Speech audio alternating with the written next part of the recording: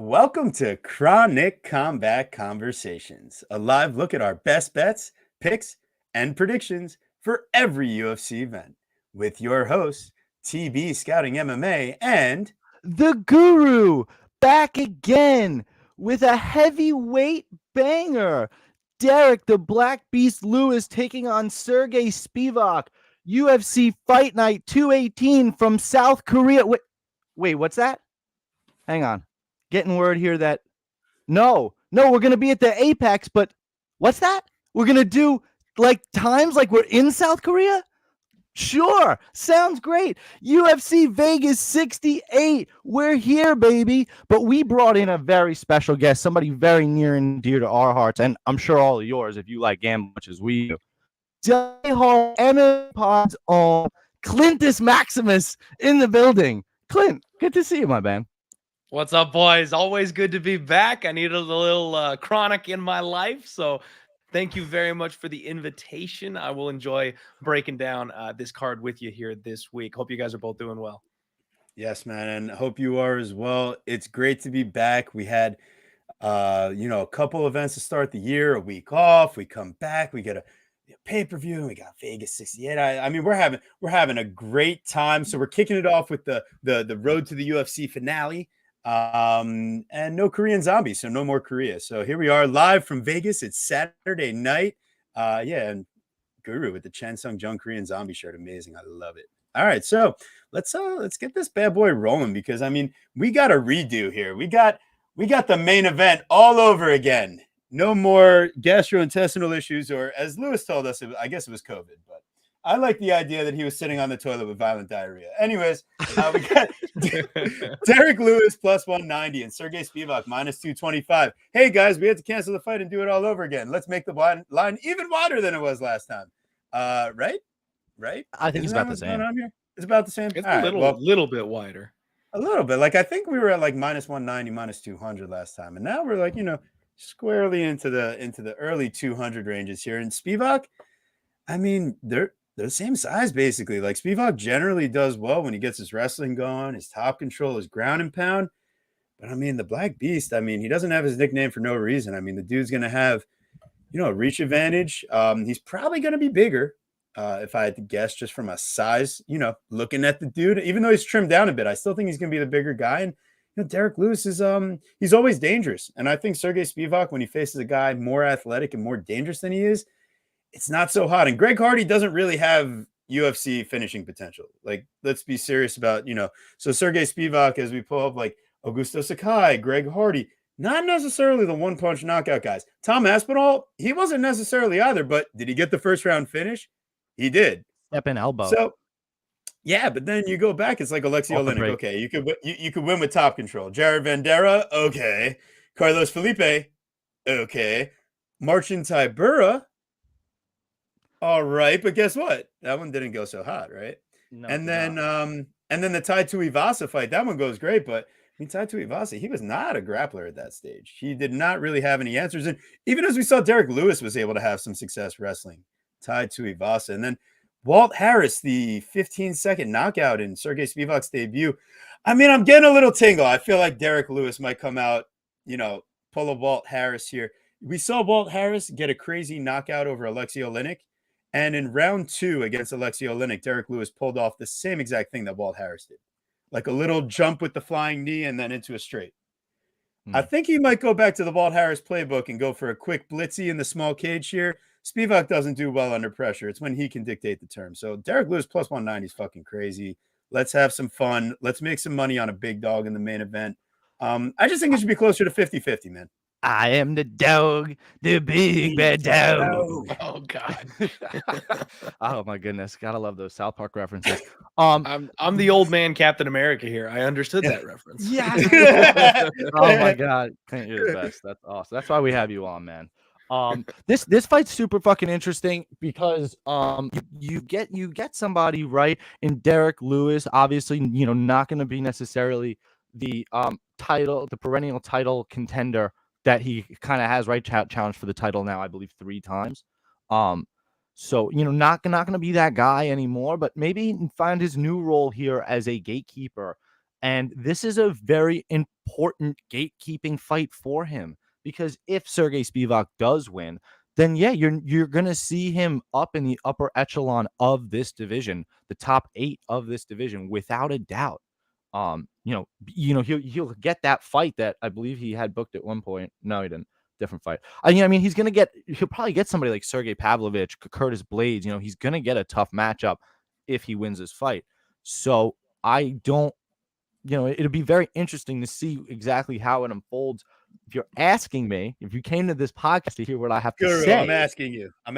If you're asking me, then Derek Lewis, it's been a bad showing, right? In the last 2 fights, we can all say that.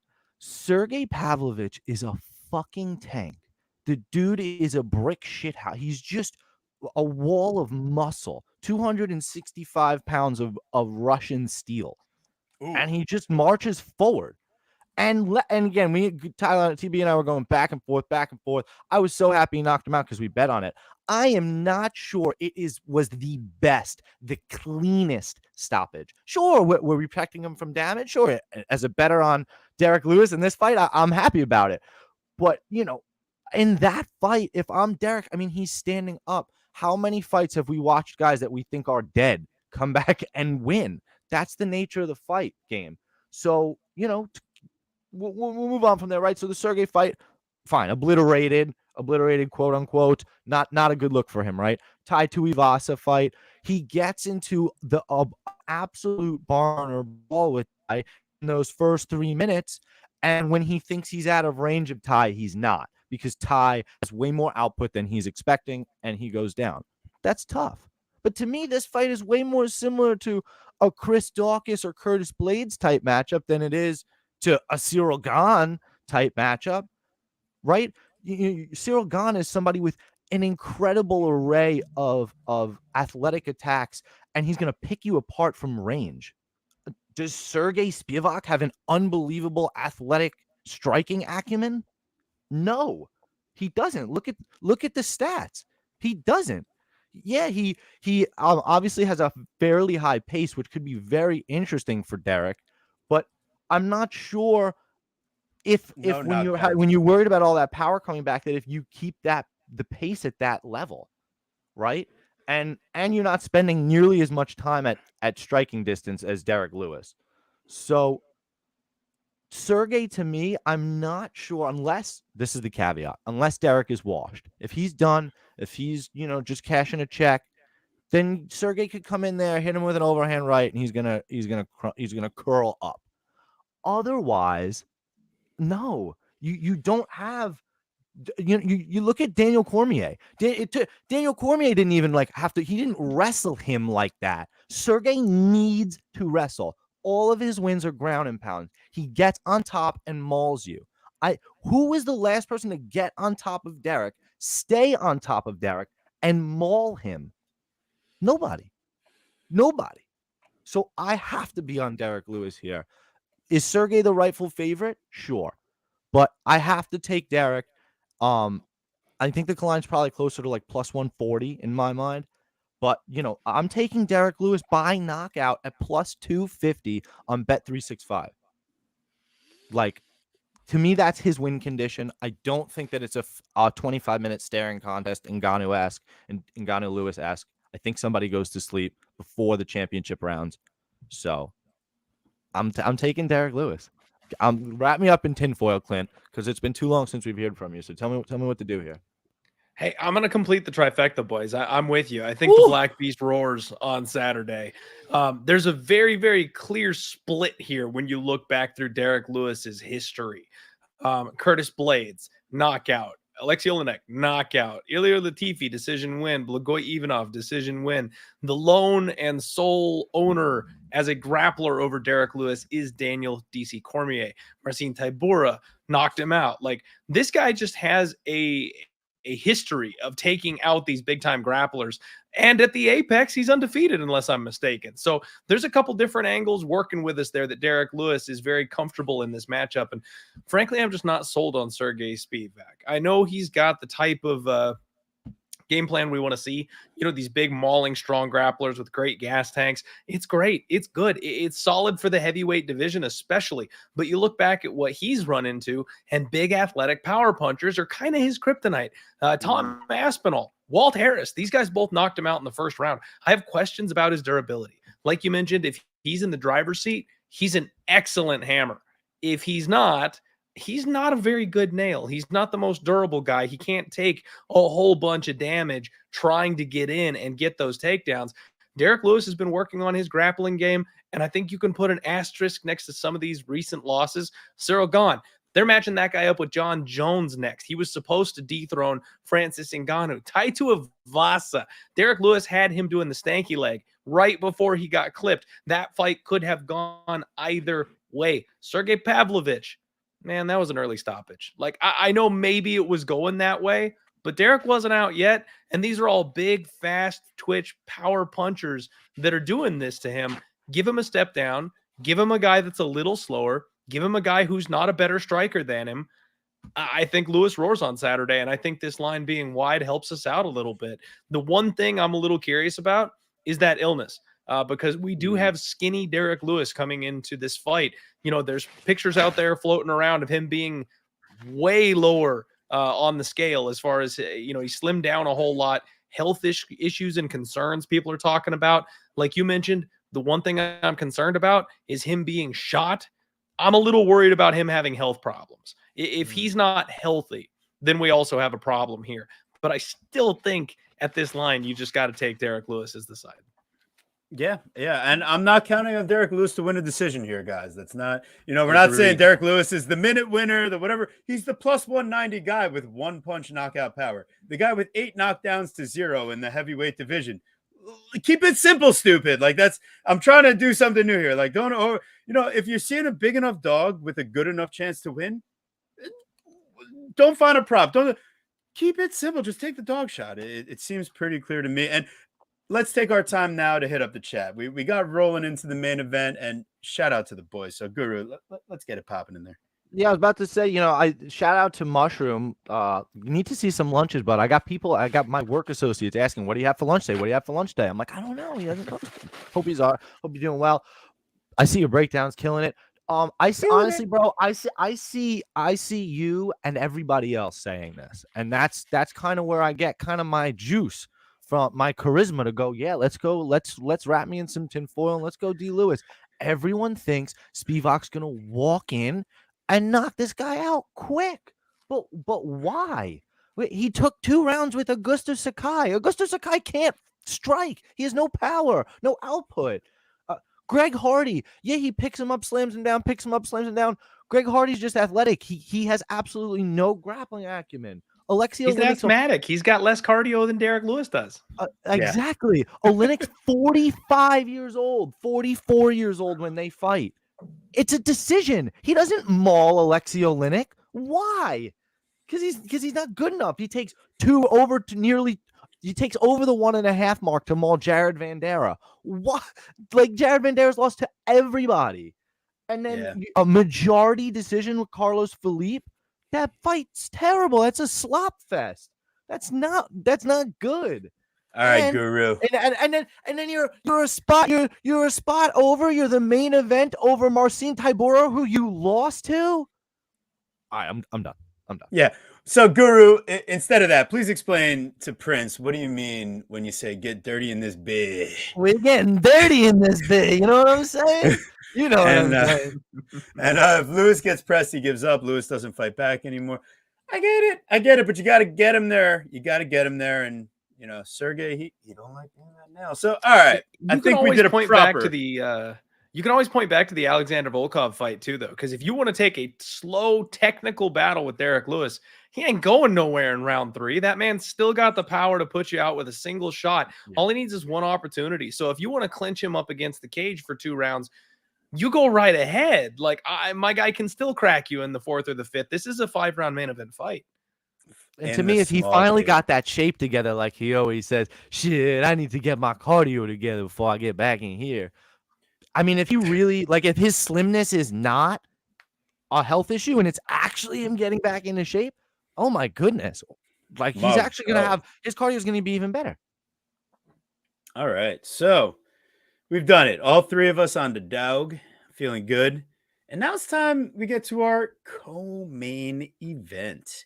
So Daun Jung coming off of that knockout loss to Dustin Jacoby. Bam. Yeah, I mean, love that. That was hot. That was a good stoppage. When he got up, he did not have his legs under him. And he got up kind of quick, but so he's minus 240. And then we got Devin, the Brown Bear Clark, plus 200. Jung is going to have a sizable size advantage, 4 inches height, 4 inches reach. And, I think maybe just good enough striking defense, maybe, but it's like getting down into the nitty gritty. Devin Clark, even when breaking it down just from distance, I mean, he's got the better accuracy and efficiency. It's just, Jung is going to be longer, more active, straighter with his punches. And if he can keep the distance, the line might make sense at minus 240. If Devin Clark is able to take his Alonzo Menafield approach, I think plus 200 is going to look extremely stupid in hindsight. I just don't think Daun Jung is that inexperienced.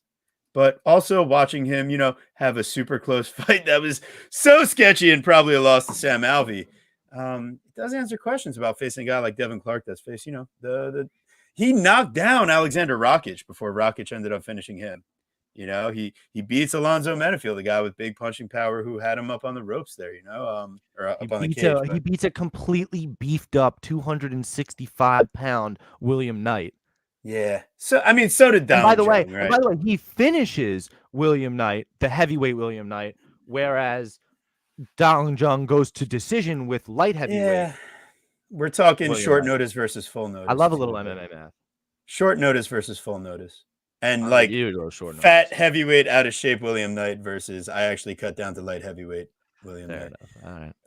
But yeah, so ultimately I don't give Jung too much shit for not being able to finish. I mean, Knight's a tough dude, but when you don't come in prepared, things can happen. And ultimately, I do think Clark's going to come in prepared, but I know his dad's not in his corner this time, and he's got Zach. You gotta fight, Devin. You gotta fight. But did he leave Jackson Wink? Because if not, I don't think it's enough. I don't know where he is. You have written Is he at Elevation? Yeah. So you know what? Maybe now having left Jackson Wink, now getting his dad out of his corner, can we expect him to fight a smart, cohesive game plan? Plus 200, I might be willing to take a shot, but I just feel like in hindsight, Daun Jung is going to be so gigantic and just might just. So the problem, like what's keeping me off the big balls play of Devin Clark is just the general size advantage for Daun Jung, right? 4 inches of height, 3.5 inches in reach. And then you got the age, right? You know how I feel when you've got all three of those factors on your side. If he, like TB so aptly put, if he keeps it standing for a full 15 minutes, if you're telling me they don't touch the mat, you're right. You can't feel good about Devin Clark bet at all. The flip side of that is Daun Jung's takedown defense actually any good? And at an 88%, 89%, you might say, Guru, of course it is. What kind of question are you actually asking? But what I would say to you is if you look at our stats here, you can tell that all his grappling stats, Sam Alvey goes 0 for 3. No, he goes 0 for 3. He goes 0 for 3. I'm sorry. I'm looking at the wrong thing. So William Knight, that's what I said. I read it wrong. William Knight goes 0 for 3, and Ibragimov goes 1 of 6. That is his takedown defense. That's it. Are those guys? Is William Knight, Ibragimov who's no longer in the UFC? Are these the guys that you want as your sample size for his grappling? No. So in my mind, kind of like when I picked Corey McKenna over Cheyenne Velismus, we have no fucking clue what his actual takedown defense is. Not a clue. We haven't seen it. So if Devin Clark pushes this guy up against the cage, which again we've seen with Daun Jung, he's very willing to clinch, right? If Devin Clark pushes this guy up against the cage and is able to take him down, I have no idea if he's getting up. And you want to lay minus 240? Devin Clark is tough as shit. He got knocked out by Azamat Murzakanov in his last fight, but The dude's getting his face busted up, and it's a body shot that finally puts him down. Body shot.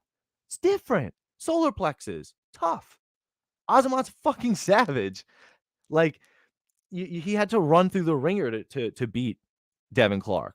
So there's just, for me, no way that I'm betting Da Un Jung here as the favorite. It's one of the things that I've come to love about continuing to do this show is, like, I'm starting to really find these landmines, as TB likes to call them, and try to avoid them. It's too sketchy. Can't do it. What I do like a lot is I like the over 2.5 at plus 130. Why? Why is this a guaranteed finish? I'm not sure I understand. Kennedy and Zechiku and Dustin Jacoby fights, those both end in finishes for him, or not, one against him, one for him. But, he gets knocked out cold, which is I'm not necessarily thinking is a problem here. And he hits Kennedy with a spinning elbow. That dude has no defense at all. He's awful. Decisionator with William Knight, decisionator with Sam Alvey, and then you look on the other side of Devin Clark, decision with Ian Kudalaba, decision with Alonzo Menefield, decision with Townsend, decision with Darko Stosic. Why not? I like the over, baby. Let's go. Especially if I get a little grappling going, I actually think I'm even more live for that to hit. So over 2.5, fight goes the distance. That's my thought. I think it's a sloppy fight, and I don't want any part of the favorite. Clint, please. It's been way too long. Interesting. So you bring up some very good points and some decent arguments there for the over. I'm going to just move along like a cow with the herd, man. I think this is a spotlight spot for Da Un Jung. And Devin Clark, I'm sure he's a real nice guy. But I think he's one of the biggest frauds on the roster. Like, he should be a 185er. He got optimal matchmaking in a couple spots. His toughness was shown off in a couple of spots. And like they always say, if we're talking about how tough you are, it ain't a good thing. Like, that's not a great compliment in MMA. Man, if he can't get the wrestling going, he just doesn't have an answer.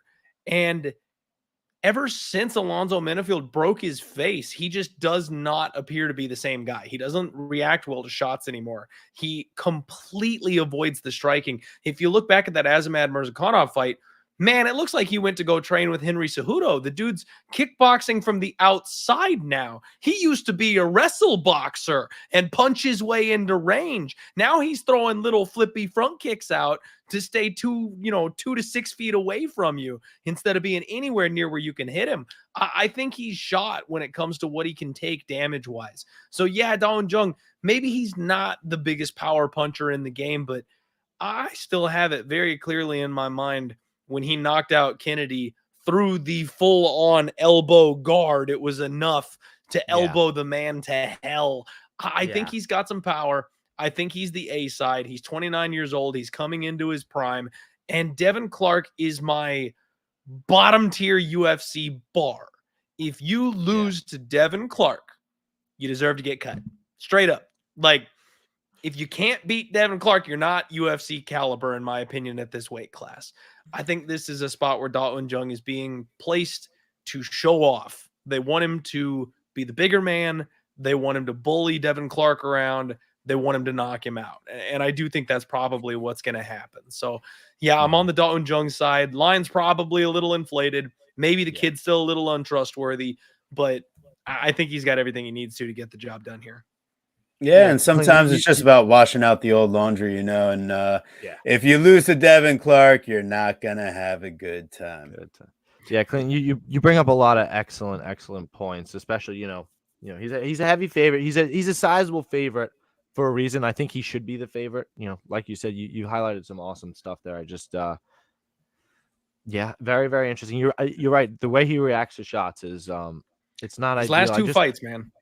Official pick, Da Un Jung, no bet. No bet. I like the over. Yeah, I'll probably end up circling Da Un Jung, picking him. Yeah. But when you look at his losses, Kudalaba, Smith, and Murzakanov, those are like high level. By the way, they're probably higher level than anybody Da Un Jung has fought. Since I entered these lines late last night, we are now at minus 350 on Da Un Jung, by the way. I'm sorry, where what on We're where? at minus Whoa. 350 now. At this moment that I refresh, I mean, I heard you. DraftKings, It was just like, what the fuck? by God. So yeah, take that for what you will. Once again, maybe a So degenerate what's the price on parlay. Devin Clark now? It's plus 240. But So it I barely can't moved. pull the trigger. It's Da Un Jung official pick. Yeah, That's fair. That's what it is. And sometimes Where I is just he enjoy the minus stuff. 350? I had it on DraftKings right. Oh yeah, DraftKings right here. Are you looking at the right Hold line? on, wait. Oh my God, money line Looking at the finish wrong only. line. Holy fuck. So okay, I was right. We had the right line. Holy fuck, I'm so stupid.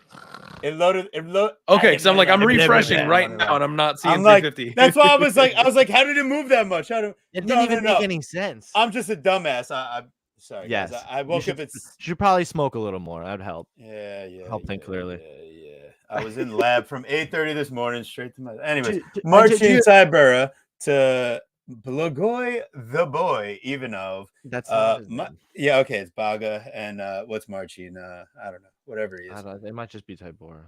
Tybur. Okay, that's like as bad as a TB nickname if we're being honest. All right. I mean, it's Marcin Tybura. So can I give him one? Sure. All right. You don't have one though.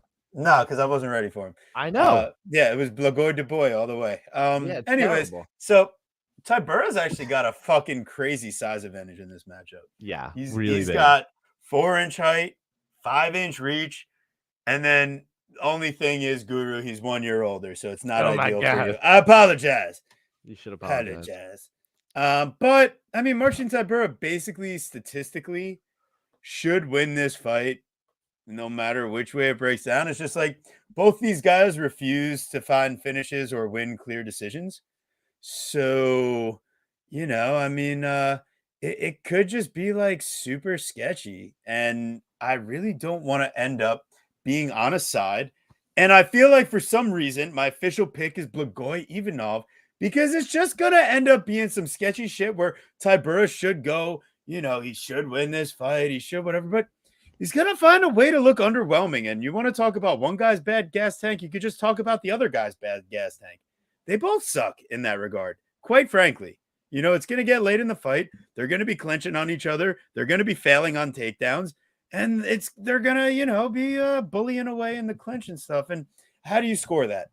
I don't know. So do we do the split decision prop? Or could this fight could one of these guys just be so shot that the other guy can actually find a finish? Like, is it crazy to think that the under 2.5 in a heavyweight fight is plus 175? If you want to go ahead and fade the narrative, I'm just asking crazy questions. But my official pick is Blagoy de Boy Ivanov. This fight to me is like, I just feel like you can't win. Like, I don't know. This one was one of those that I was not sinking my teeth into too heavily, and I feel like a lot of people on MMA Twitter are going to make this one a flag planting matchup, and I just don't really see a reason to. Like TB again so aptly put, these guys are both to me very underwhelming fighters. Marcin Tybura's last win should be a draw.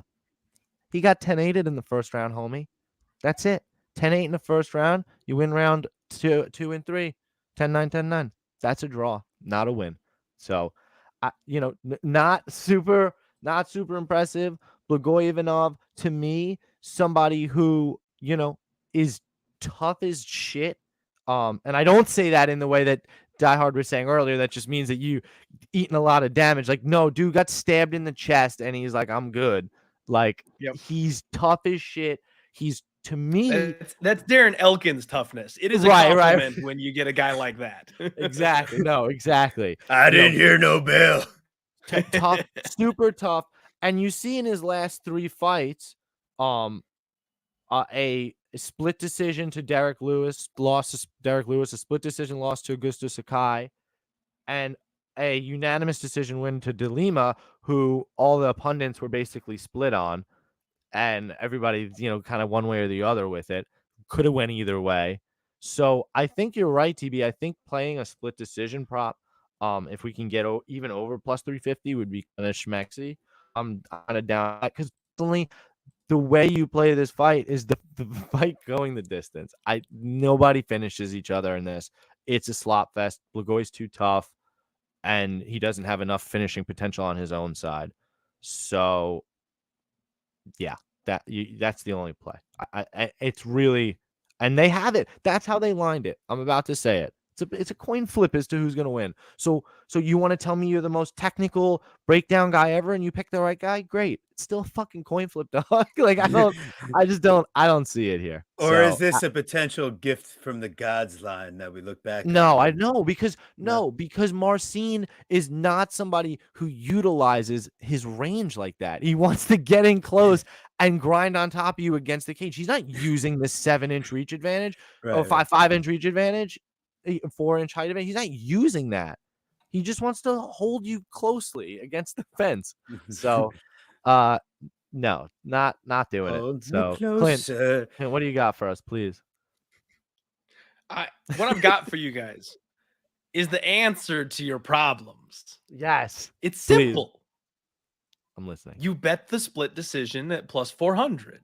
Yes. Because everything you guys have been saying makes perfect sense. These guys are very evenly matched. They're two of the toughest, most durable guys in the division. Yes, they slow down, but they don't have bad gas tanks. They're going to make it 15 minutes. Neither of them offensively wrestle enough. Both of them have good takedown defense. Both of them have good submission defense. Neither are power strikers. Both are durable as shit. This thing is going the full 15 minutes. And what it's going to be is it's a classic Blagoy Ivanov fight. It's going to be low pace. It's going to be pot shotty. It's going to be lots of cage clinch control. We're going to be looking at each other at the end of this thing going, I have no fucking clue who won that fight, but all of us lost. That's the kind of fight we're dealing with here. You're getting plus 400, not to pick a side. Hope that, Sal D'Amato is up there and scored it the other way. That's all you got to do. Split decision, plus 400. I'm actually more on the Blagoy side, but I am a notorious Marcin Tybura hater. So that's probably why, but I think he's a little underrated in this spot. If you're making me flip a coin, I'll take the plus money. That's what it comes down to. But I think the split decision prop is probably the best way to approach it. And if you want to chalk it up and go minus 200, fight goes the distance, that's fine too. All right. I love it. I love it. I'm not a Tybura fan either, my friend. I mean, he seems like a nice enough guy or whatever, but not my cup of tea. Dude, he got such a late career resurgence. He's like on my mass fade list, and then they gave him the softest matchups possible. And I kept trying to stay on the fade and learned that he actually is like a top 25 heavyweight. So he went on a run there, and everyone thinks he's a gift from God. And but you're making that's what that fucking dude. good. That's what we're saying. Like we're all saying this. We're literally all saying the same thing. It's like so fucking crazy. Of his last 6 but that, wins, but his best win is the first one in Sergey Spivac. That's his best win. What the Romanov win? Otherwise, that's his best win. That's it. Those are his best wins in his whole fucking career. Come on, man. And Romanov more lost that fight than he won it. Exactly. He relies on his opponents gassing out, boys. That's all it comes down to. Greg Hardy, Walt Harris, Alexander Romanov, and then Maxine Grisham belongs a weight class down. Ben Rothwell should be on retirement. He is in retirement. Now he's over in BKFC, and they're going to feed him to Francis Ngannou if they can get that signature. Like, his wins are not good. I'm sorry. He's decent everywhere, and he's got good cardio. That's it. That's all Marcin Tybura is. Love it. All right. Sorry, this turned into the hate on Marcin Tybura show. I like it. I love it. Apparently, I've got some trauma. I need to work out in therapy. No, never. You ran into someone Polish and gigantic in your childhood. All right. So, anyways, tell me where did the anger problems start? This fucking guy, Marcin Tybura, stole my lunch money on the playground. Time. My God. The things that happen when you're just a poor child in Europe. Anyways, so all right, so here we go. We got a crazy matchup in the featherweight division here. We got Doo Ho Choi, the Superboy, right? What do you the Korean The Korean Superboy? Superboy. What did All you right. just say the dude super? What does that mean? I said Duho. I was saying What? Duho, the Korean Superboy Choi, You but did that's not not. say that. Oops. I know. I just lost it, bro. I lost it. I was trying to get us Okay, rolling let's along go here. take a nap. All right, and then we got versus Kyle Nelson. So right now, Choi coming back off of a 3-year monster. layoff. The We got the monster. monster. Now out of Korean Zombie MMA, and versus Kyle Nelson, who just had a real sketchy fight against Jay Herbert. But all right, so the over 1.5 is -150, under 1.5 is +120. Korean Superboy is all about that action, boss.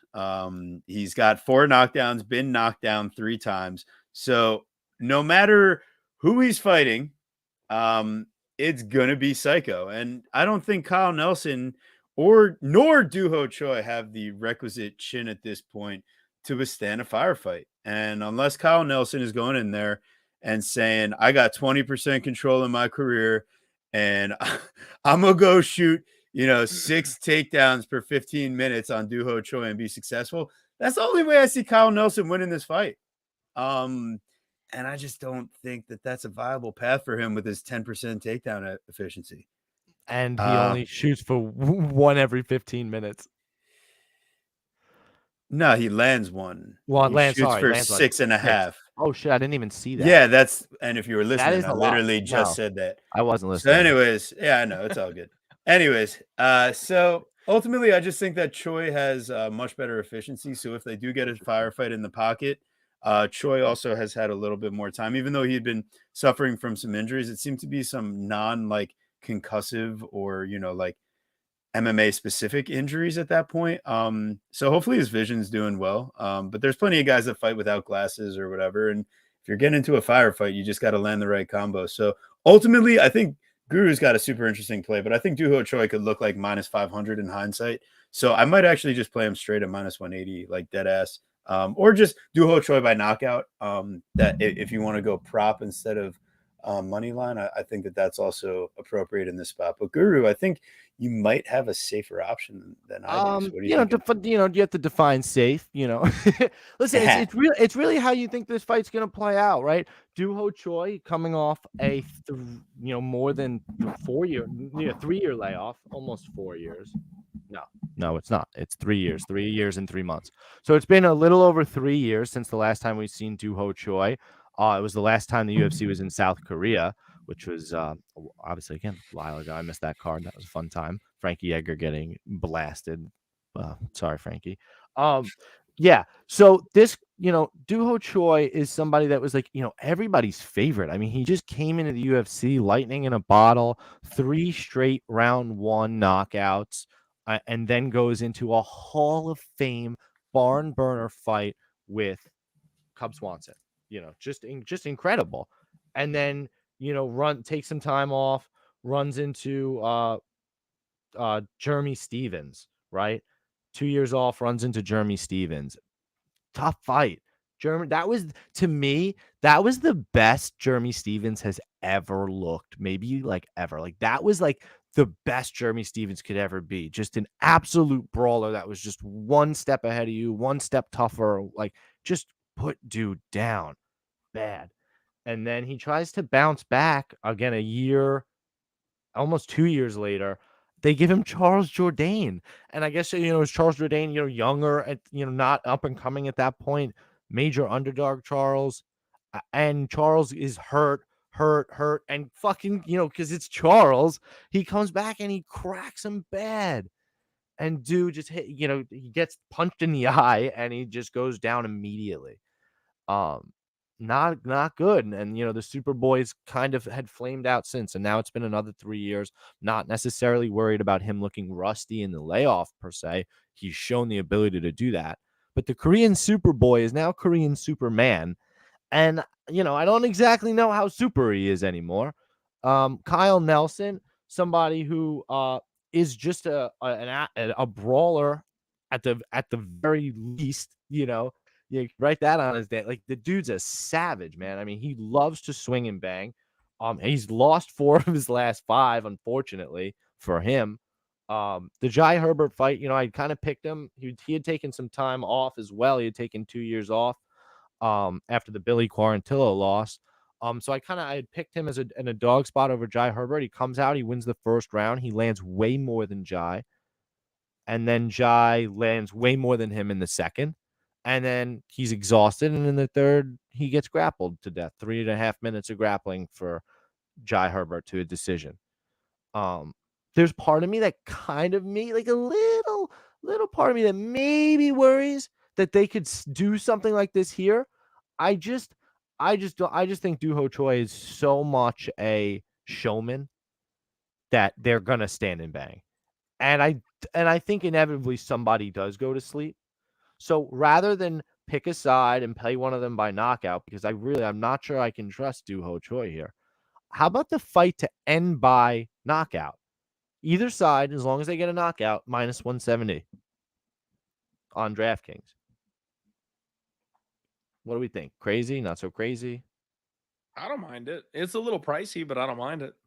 It was a little pricey, but it is kind of you're taking Doo Ho Choi minus 180 then, right? And you're assuming that he's going to win by knockout. Doo Ho Choi by knockout is plus 120, so I'll take that. But then he also has to not get knocked out. Yeah, I know, but I'll take that plus 120. That's like 50, like better than 50% odds that he's the one that wins the knockout. I'll take that shit. I know. I had liked that my play before that line was up. So that's interesting. Plus 120. It's probably higher on FanDuel. Would be my first reaction. Well, what are you thinking, Clint? It's not open on. I think both plays are perfectly acceptable. It just matters how much risk you want to take, because I think they both cash, frankly. I'm with you, TB. I would personally rather just have the Doo Ho Choi by knockout. Man, we are realizing real quickly that Doo Ho Choi and Darren Till walked so that younger prospects could run. Like the UFC didn't know what the hell to do with these guys, and they got thrown straight into the deep end. Like, how does he go from fighting Sam Cecilia to Cub Swanson? Like, they just rushed this kid right up to the stop. And you know what? You went through a Hall of Fame fight with Cub Swanson. Oh, we'll give you Jeremy Stevens next. What the hell, man? They gave him Thiago Tavares first, the wily vet. Oh, exactly. Right. Yeah, but that's still, it's like, okay, one little baby step, and a giant climb, and then you're going to climb this mountain. And you ruined his chin forever. And guys, frankly, we didn't know who the hell Charles Jourdain was at that point. Like, we had no clue who the fuck Charles Jourdain was at that point. So any other man gets put down 2-3 times in the first round like that, they ain't getting back up. Charles Jourdain's the son of a bitch. Like, he just kept coming. And that's, I think, the problem with Doo Ho Choi is it's these guys that do not go away. Those are the guys that get Doo Ho Choi. He is faster than you. He is more technical than you. He hits harder than you. But damn, man, after a round of that, if you haven't gone away, he goes, dang, dude, like, what do I got to do to get this guy out of here? Those are the guys he struggles with. That ain't Kyle Nelson. Kyle Nelson gasses out, especially at 145 pounds. The weight cut takes it out of him. He is a sucker for straight punches. He is so hittable right down the pipe. The 1-2, the flying knee, the uppercut. These are all the main tools that Doo Ho Choi has shown us. And now we got a 3-year layoff training with the zombie. This kid's going to come back. He's going to be good. This is a platter fight. Plus 120, Doo Ho Choi. Yeah, I can't do it. I'm so hesitant. I'm so hesitant. That's the only way. Oh, in and out. Yeah, no, okay. I get it. I'm so hesitant because they've given him the showcase fights. They've tried serving him people on okay, but this is Kyle Nelson. Yes, this is Kyle Nelson. Yes. But you're not. No one's serving Charles Jourdain on a platter. No, but he was. The Vegas betting odds. Choi was like over a minus 300, 350 favorite. He was over minus 200 favorite to Jeremy Stevens. He's a main event in that spot. And in Charles Jourdain, they are giving him a showcase fight in South Korea. You think they wanted to see him get knocked out and lose? No, but I also So, think they didn't have the this to sample me is size on another Jordan enough. type of showcase fight where you have to, and you guys kind of said it, Clint, while making maybe your point. I think you almost hit my point. You said Kyle Nelson's going to go away. Why? He's never been stopped in the first round before. It's not on his career. Billy Q, that third round starts and he ends him because he was taking an onslaught in round 2. But Billy Q is an absolute animal with the pace. And Matt Stiles chokes him out. And Carlos Diego Ferreira, before he was washed, ground and pound. That dude's an unbelievable grappler. We saw that Kyle Nelson doesn't have the best takedown defense. So if Doo Ho Choi doesn't knock him out in round 1, I don't want any part of him anymore. Yeah, I just think it's gonna happen. I mean, listen, you don't have to convince this is where me. I appreciate it, and it's like, yeah, cool. Clint, please. I take a small leap of faith here on Doo Ho Choi, a very small leap of faith, because he's 31 years old. All of those fights happened when this kid was 27 years old, when this kid was 28 years old. Like, we're now going to get man strength evolved Doo Ho Choi. Yeah, and because of that, working with a guy of the caliber of Zombie, like, you got to think we slow it down just a little bit. We've learned our lesson. We don't empty the gas tank in round 1 looking for the flashy finish. Again, I'm trusting him. I'm trusting him that he's made that adjustment. As long as he's made that adjustment, I think he slows down just a tad. And guys, the most terrifying thing you could ever see running the tape on these two guys is the 1-2 down the lining Kyle Nelson. Who the fuck does Billy Q flatline? When have you ever seen Billy Q one punch a guy? It doesn't happen. He's a attritional gas tank, ground and pound. I will whoop your ass because you can't keep up with me type of fighter. He just went bink, bink, and sat this man down. Like, the straight shots are where it's at against Kyle Nelson, and I think just 1% better Doo Ho Choi murders this man, probably in the second round. I do think it'll take round 2. Maybe not round 1, but I think that KO prop hits sooner than later. Let's get it. I love that KO prop. So I like it as a parlay piece, that minus 175. Yeah. It gets spicy out here. Chronic Combat, man. Make sure you like and subscribe, please. It helps out a lot. It's always free. Best bets, picks, predictions, the best bets, the best guess, always free picks. And we appreciate all you guys because it means a lot. We love having the community, and it means a lot to have the support of guys like Clint and just, really like, we're just here to have some fun, give you our picks. And man, like, we do pretty damn good at it for a couple of guys that, like, we have some like real lives outside this, but like, dude, it's just so much fun breaking it down and really just bringing to you people what we see on tape here, man. It's news to me. All right. Well, anyways, we got. This is the fight that people have been waiting for. This is the one, man. I mean, we got what is it? You've got the Japanese Conor McGregor. You got the Japanese Conor McGregor. Yusaku Kinoshita versus Adam Fugit. So just fuck it. I mean, we might as well just move on. They both need nicknames. So you've got the Japanese Conor McGregor and Adam, forget about it. Fugit. Maybe he's Christopher Moltisanti. No, I just no. All right, that was terrible. I'm sorry about it. Why would it be Christopher Moltisanti? They don't look alike. Well, because he goes out there and he looks like real. He like rounds his shoulders and he's like real weird out there. What are you talking about? I don't know, Christopher. Anyways, break down this fight. Anyways, forget it. Just forget about it, please. Sorry. So here we go. We got Kinoshita. His only loss came. He absolutely flatlined this dude off of. He's John Jones. He's actually the Japanese John Jones. It's like he's stomps not the him Japanese in the face. Conor McGregor. He's the Japanese John Jones. His only loss will ever be by disqualification.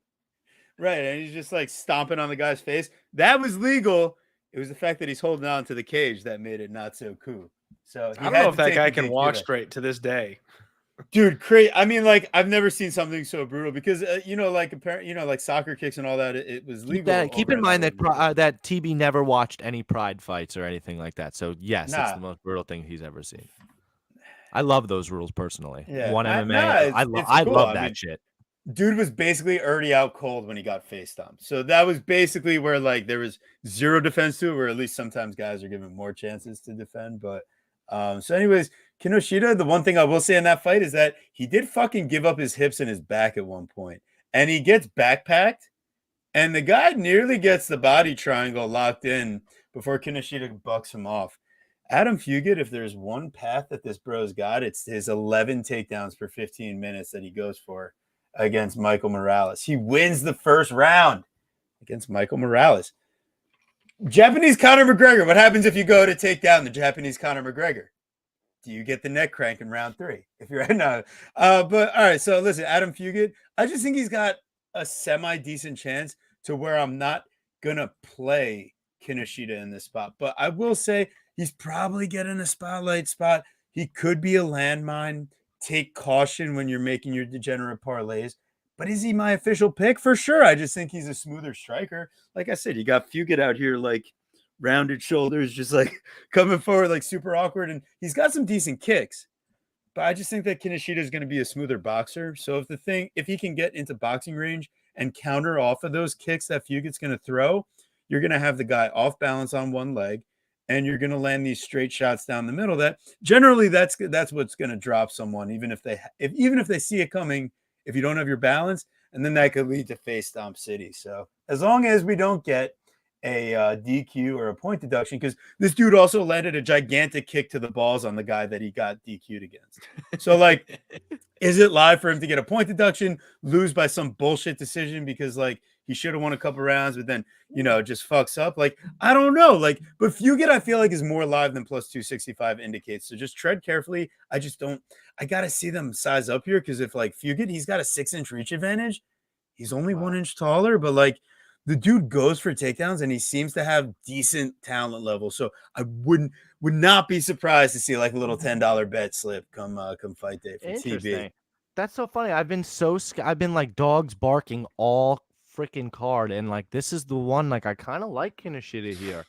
I feel like he's just kind of got this flow to him that Fugit really doesn't have. He's very like nuts and bolts. Like he's got like the unorthodox striking that's kind of clunky, and then he wants to grapple you a little bit. But really, like, that's where he kind of excels is his grappling, but he really doesn't use it enough and maybe isn't even necessarily efficient enough. Like, he's an MMA fighter that, hasn't really found a way to round it all out yet.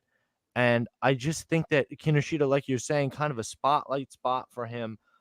He does a really, really good job of maintaining his range. He's got a great use of feints. He's a very explosive fighter that will work the body, which when you have this weird fucking stance, that body's going to be wide open. He's going to throw different combinations, right? That you're going to want to see. I think that Fugit's inevitable just not being comfortable on the feet is going to be a problem here. Especially in the small cage where it's going to breed some sort of finish. So I kind of like Yusaku as a parlay piece. The lines have been taking so long. What do we got for him by finish? Just in general? Knockout is plus 120. No, I like finish. Okay, so plus 100, which I actually like because that's actually solid. Yeah, which is very solid to me because Yusaku, Kinoshita also, I mean, he's got 4 KOs, but he also has 2 submission wins. So, he's also I think got an amateur run of 4 straight arm bars. Yes, there it is. He does. Yes, he does. So Fugit gets a little too comfortable. So, yeah, Clint, what are you thinking here, man? Yeah, let's get it. Man, I'm a little more tinfoil hatty on this one, guys. Adam Fugit is a guy in his last fight that I was really excited to see. And that fight against Michael Morales, everyone and their mother just counting him out. Michael Morales was the flavor of the week at like -700, 800, something like that. People wouldn't stop sucking the guy off. And I was just like, dude, like Fugit is no joke. Like people think he's just some bum. He was the LFA champion and he won his slot, his short notice opportunity to the UFC by 1 round punching out Solomon Renfro, who was a guy that everyone and their mother thought was the runaway favorite of the week against Johnny Parsons on Dana White's Contender Series. If you guys remember that, it was hand over fist money on Solomon Renfro. People could not get enough of this guy. And he got blown out of the water by Fugit in round 1. So I'm sitting here going, I think we've got a live dog.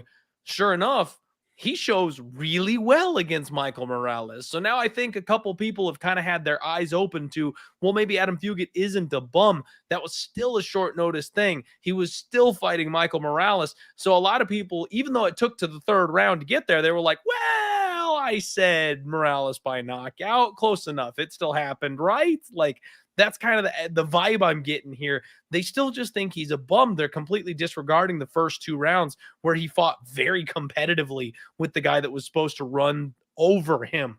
And it all comes down to one thing for me. Can Kinoshita stop a takedown?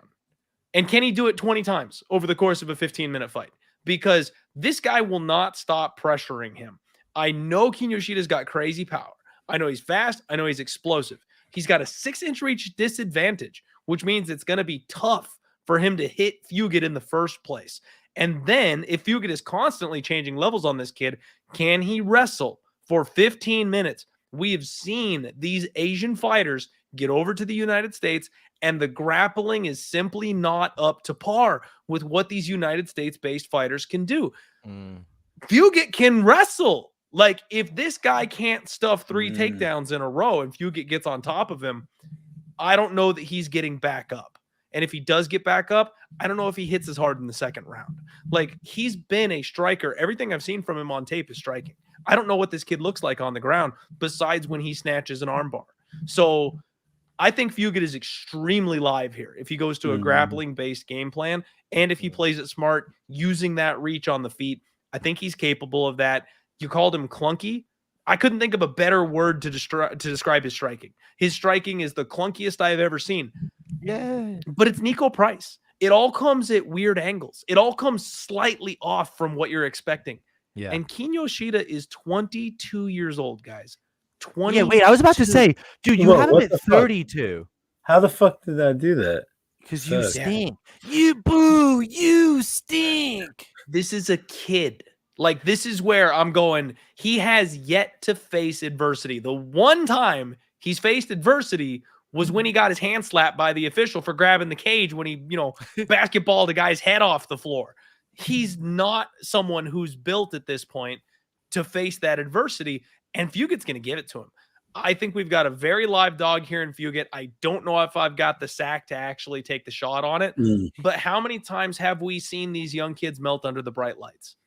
Fugit's one of these tough son of a bitches that you're going to have to knock him out. And Kinoshita can. Kinoshita absolutely can knock out Matt Fugit. Maybe he does. But if he doesn't get it done early, this is a spot where you might have an opportunity to live bet. And honestly, I don't even hate it pre-flop. Fugit, I think, is going to come in to fight, and he's going to try to use, what happened to him last time, short notice opportunity against a hyped up prospect where he had to reach disadvantage. Now he's got a full camp. Now he's facing a younger kid. Now he's got the reach advantage. I think he might play spoiler here. Wow. So, and I will bring you one last point about this fight on my end is that I think this is one of the only fights where it's significant that it changed from South Korea to America because the fighter on one end was going to be from that region, and now it completely flipped to the other end. Like a lot of these fighters from the road to the UFC fights are both coming from the same region. Whereas this fight, Kinoshita is from Japan, right? And then Fugit is from the States. So I think this is one of those ones where it flipped from, Kinoshita's home field to even though it's home region, essentially. No, where it was supposed that's to be. interesting. And, so I think a 22-year-old having to travel. And it's so to me, and it's so tough to know that, like, I mean, exactly what all these guys are doing.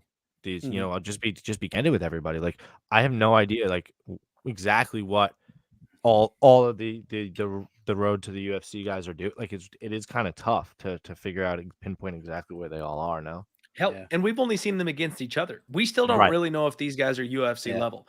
Yeah. But one thing that I will tell you guys, Kiyoshida actually is not a road to the UFC guy. No, of course. He's a Dana I White was prepping Contender us. Series guy. Yeah.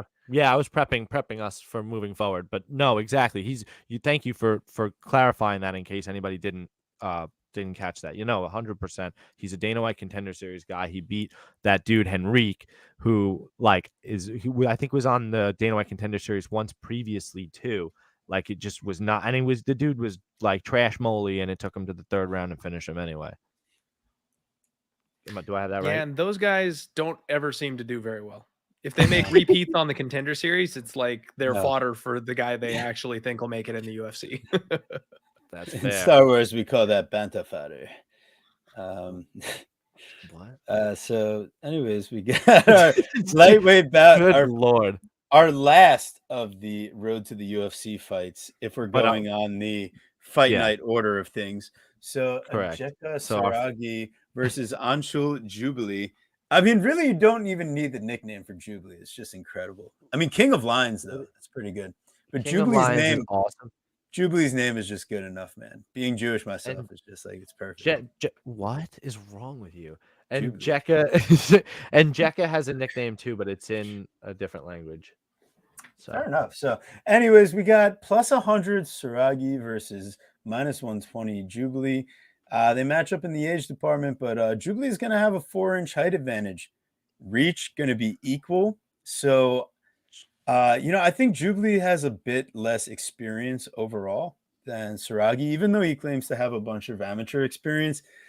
I just don't trust where it really happened or came from overall. And I'm not going to, and like, then he says, like, I'm a street fighter at heart or some stuff like that too. Like, it's not, he doesn't necessarily have like the most traditional background, I guess, but the dude, he's had success. He's on a big run, he's 6-0 at the pro level.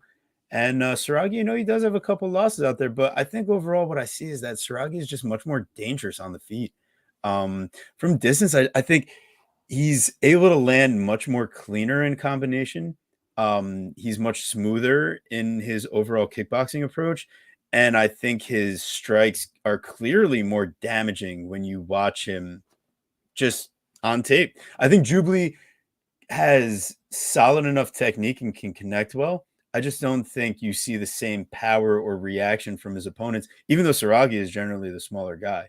So I think the reach being the same and Saragi having a bit more pro experience, I'm gonna go ahead and say I like Saragi here, and especially plus 100. Go ahead, at least lay a unit on that, and just make sure that he's at least like looking pretty solid at the face-off here. But yeah, I like him to get the finish as well. But I just think you're getting a plus money here. Might as well take it. Yeah, no, I totally agree with you. We're in agreement in a lot of these fights. I feel like Jekka is actually like he kind of has like some flair to him. It'll be very interesting to see if he wins the fight. Is in the UFC if he's got it.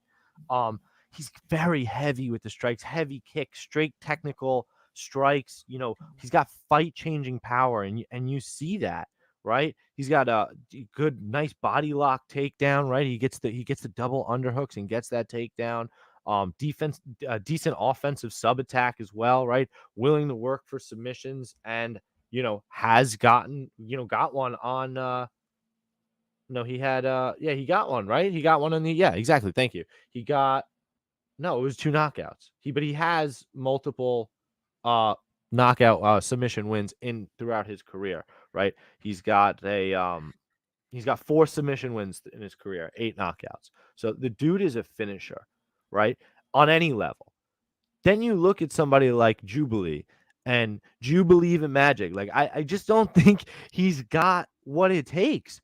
1 KO, 1 sub, and 4 decisions, right? 4 of them. Gets a split decision win as the underdog in the road to the UFC fight.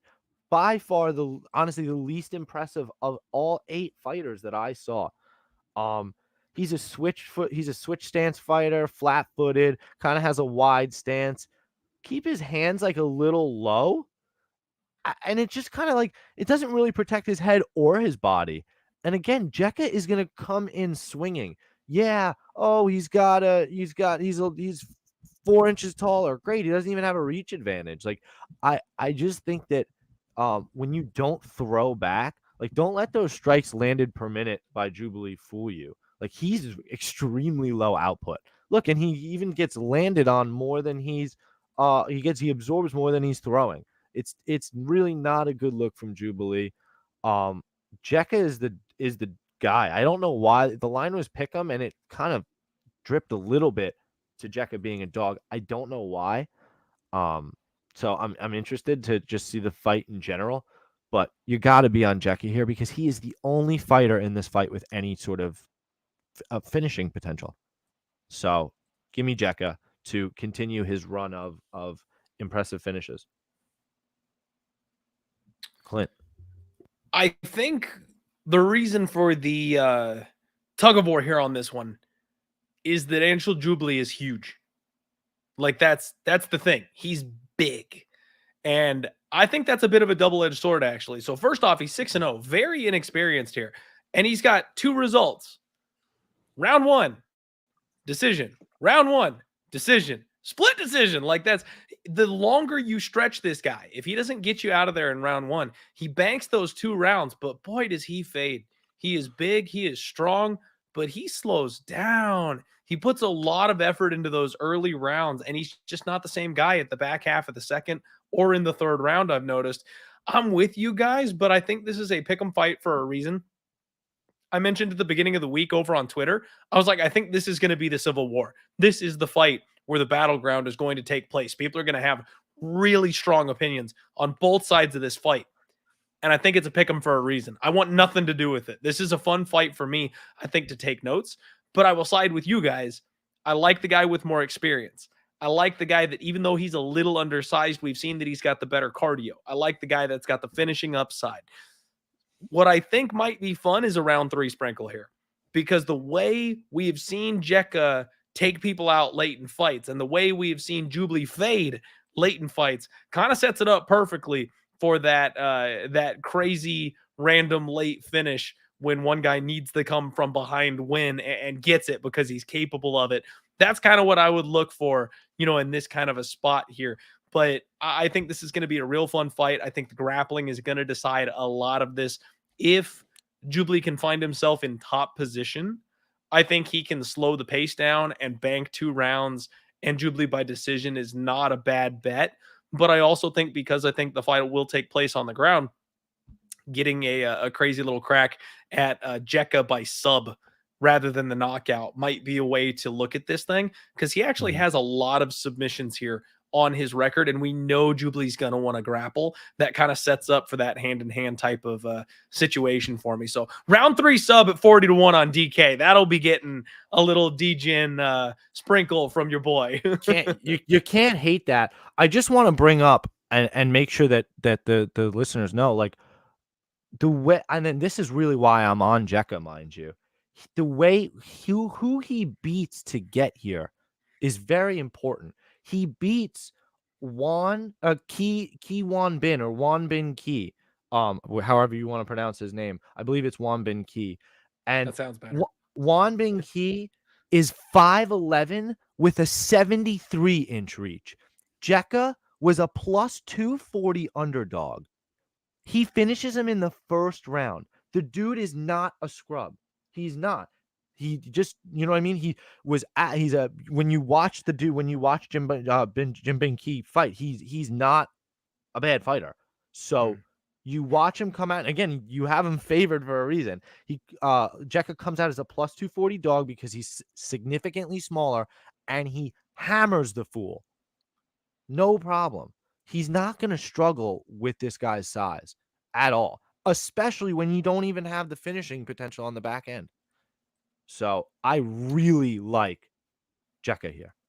I also like to see that he's got multiple round 2 and round 3 finishes on his record. So if people want to go to he's finished reliant, he's finished dependent, well, it's not like he's a round 1 or bust type of guy. Like he can get it done later in a fight too. So if you need him to come from behind, he has that ability. So you've always got that get out of jail free card. Awesome. I like it. I like it. And boys, we are sliding along. We got our next fight. The second fight of the tournament here, or the third, I guess, whichever way you have it. We got the Korean Tiger, Jeong Lee versus Yi Jia. This one, Jeong Lee is going to have a sizable height and reach advantage, 3 inches across the board. He is going to be 2 years older and actually has a severe disadvantage when it comes to the professional record. He's 9-1, where Yi Jia is 21-3. I do think that the level of competition that Yi Jia has faced here, and Jeong Lee just seems on tape to be just a bit better overall and a bit more dangerous. I think he's able to explode into positions better, and I think he's just a better wrestler. Out of the two guys, he's needed a lot less time to get stuff done, whether it be by submission or by knockout. And I just think overall, whether it's in the wrestling, grappling, striking realm, he's going to be the more explosive, dangerous fighter. And I take Jeong Lee inside the distance is what I'd be leaning towards. I think, the defense by either guy isn't necessarily fantastic, but minus 135 is even solid enough here you could even say rounds 1 or 2 if you wanted to, in my mind. I think that's good enough for me because I just don't think this fight goes very long.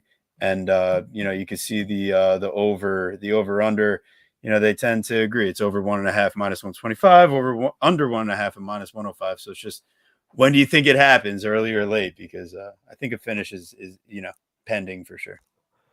Yeah, I mean, Jeong Lee is probably one of the more impressive fighters that I got to watch out of this road to the UFC tournament. He's extremely explosive, right? With fight-changing power, with a high pace and a high output. He's a quick starter. He's very aggressive. The knocks on him, I think, would be, fairly obvious in that he's got some suspect head movement, which you kind of tend to see come out of this region. And, he's just him himself. He's ready to get into a phone booth, and he's got, some questionable takedown defense. You kind of saw him athletically hopping around on one leg to kind of stay up, but he was immediately dumped and taken down after he was doing that. And as he was getting dumped, he transitioned it into this an absolutely slick, insane armbar and finished the guy. It was fucking nasty. Dude's a beast. When you watch Yi Jia, just nothing that I didn't really like what I saw from him, right? He's comfortable stance, even though more orthodox fighter. He bounces on his toes. He's got a very grapple heavy approach.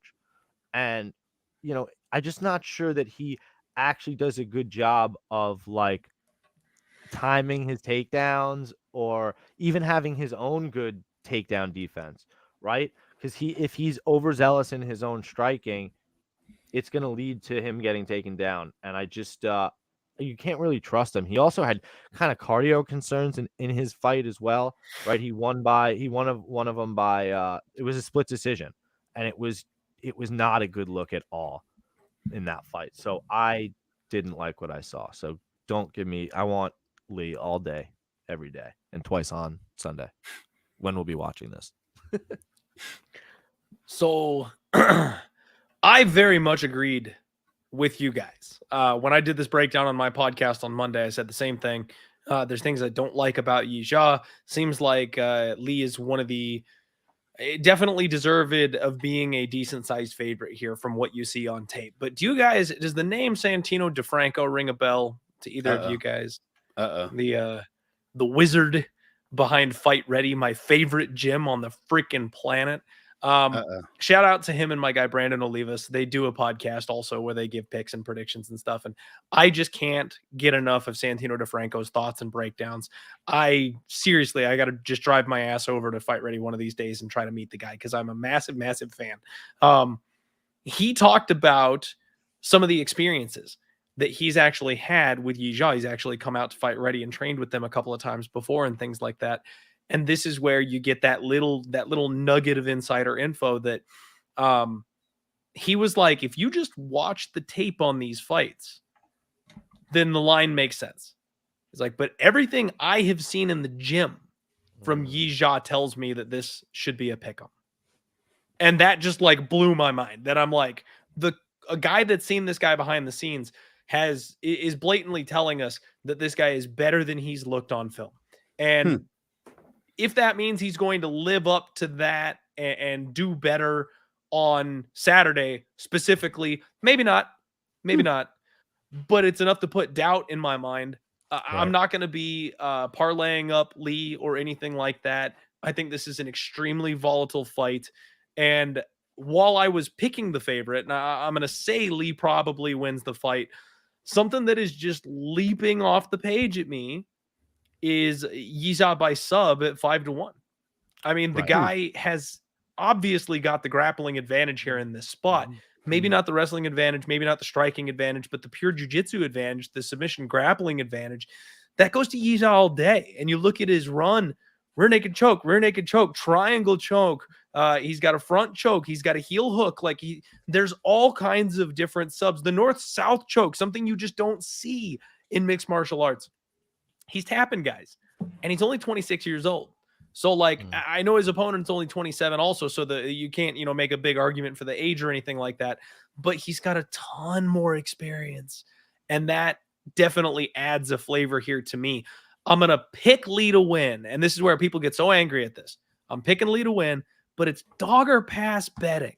If we're looking at this fight as a lot of big question marks, unknowns, we've talked about how little we know about these fighters coming over from Asia, but we're all very seemingly confident in a lot of our reads.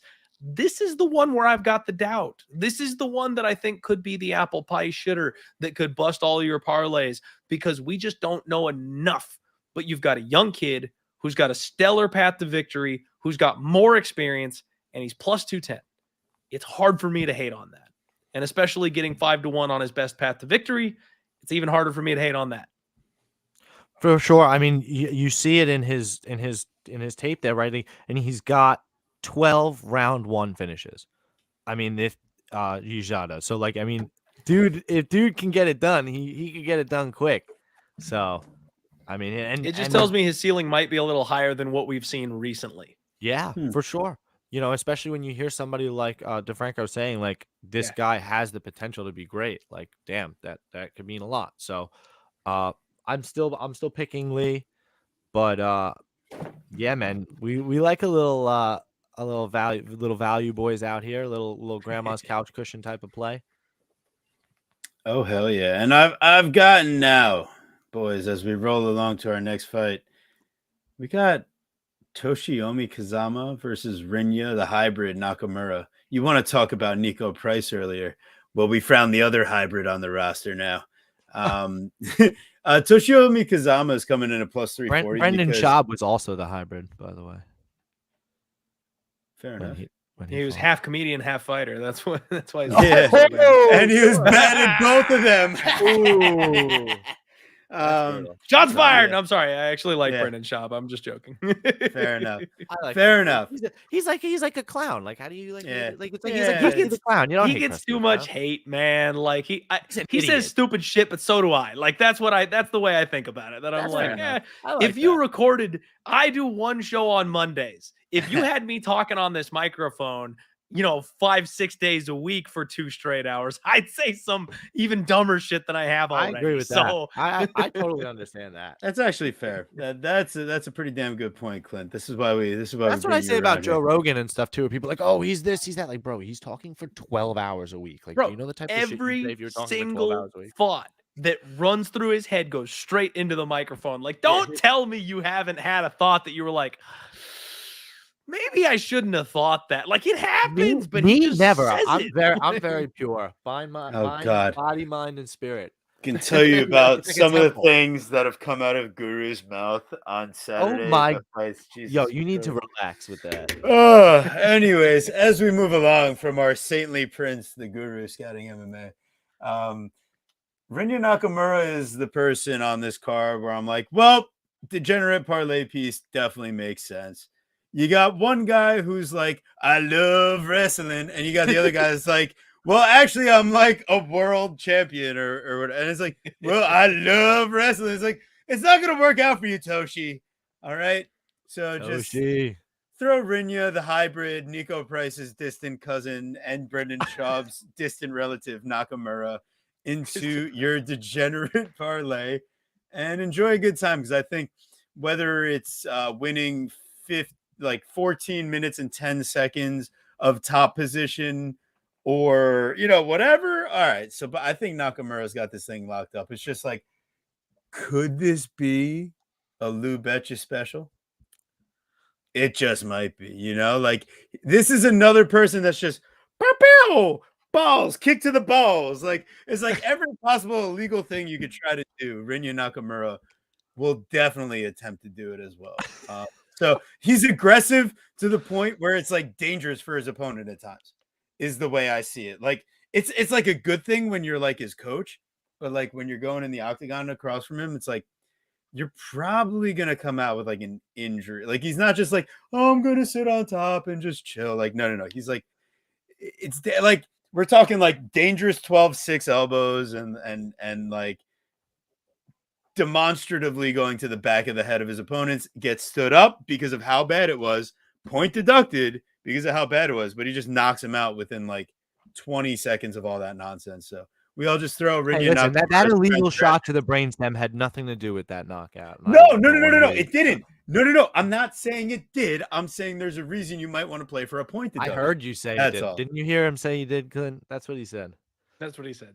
That's say there it is. 2-1. You lose. Christ almighty. Yeah. Yeah, Rinya's gonna beat the brakes off this fool. You can't bullshit a bullshitter, and you can't wrestle a wrestler. So that's that. Short and sweet. Yeah. You mentioned I love wrestling. Well, I love some sushi, but if you throw me in there with legendary chef Jiri Ono, like I'm still going to get my ass kicked in a cook-off. So yeah, man, he's not going anywhere in this spot. I'm with you. I do think that the one spot on this entire card with a lot of unknowns is the Olympic hopeful Rinya Nakamura should be the one guy we can point to and be like, yeah, he's probably going to win this one. But I do think I'm glad you mentioned Lou, because I had a thought about 3-4 fights ago and I didn't want to derail the entire show. But since this is such an easy fight to break down and we've all saved a little time, I'm going to go back to it. Lou has this weird saying. He calls them yam bags. And that's if you can get a point deduction prop, you try and find that spot. It's 20-1 on DraftKings. Now, we don't see many points deducted. But, man, if there was one fight that I was going to say that shit might hit, it's not this one. It's not this one. Because the referee will slap the guy's wrist, and he will never lose the point because Rinya will pick him up, throw him over his head, and slam him to the ground anyway, even if he grabs the cage. So it's still just going to end up on the ground. The one where I think the point deduction might make sense is actually Ken Yoshida and Adam Fugit, because that's a 22-year-old kid who might not know how to get up. That's a 22-year-old kid that might get tired and not know how to defend a takedown. That's a 22-year-old kid who we've seen drill somebody in the nuts. If you're looking for a yam bag, roll it back to Ken Yoshida and Fugit. But yeah, man, I think Rinya Nakamura, this kid actually has really slick striking.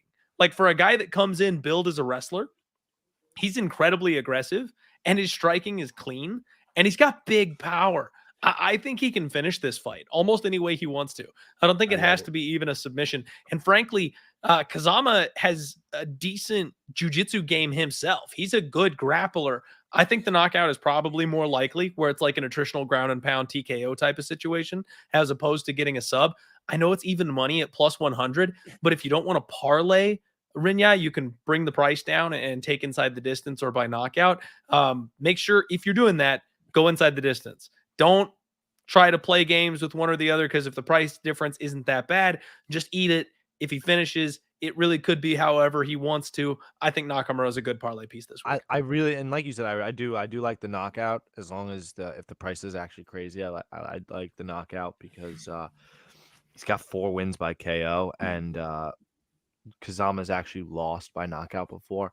And one of the things that you even mentioned about Rinya, again, it's the boxing, right? Powerful strikes, good timing with his striking, dominant top control, well-timed takedown accuracy, athletic takedown off. I mean, he's just gonna smash this guy.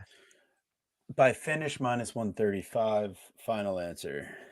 What's the KO? Why is that the final answer if you didn't give me the KO? Because that's TB's final answer. Not I don't care. Listen. If you can get me some plus money, I might need it. So what's the knockout? Jesus, you're supposed to do your own research. You're supposed to do my research for me. My God, you see what I do with on a regular? It's plus 100. It's not worth it. Take the -135. Did you say plus 100? Did I hear plus money? Clint, do you see what I got to deal with here? This is unbelievable. Plus money? You know I'm a for plus money. Oh, this guy's just a slut in general. Anyways. Oh, my God. My God. He says that about like 5 different things, so it just leads me to believe. You might just have general tendencies. Anyways. You have low T tendencies. Gigantic low T tendencies. Anyways, before we get invested in the InfoWars low T scandals, we got Sunguk Choi versus Hyung-Sung Park. And quite frankly, Guru, this is the one fight I did 0 tape study on. So I can't even tell the people. I'm going to say we're just going to go official pick Park. Don't take my word for just it. like Go that, ahead, for no reason. Go ahead, Guru. Did 0 tape. Go ahead, official pick Park. Excellent. Based off the paper. Peace of Mind Park. I mean, that's probably one of the best nicknames. That's fucking original, man. I like that. He's an orthodox striker, fairly flat-footed, but he does like to press forward often. Stands a little bit straight up, but also willing to stand in the pocket and bang.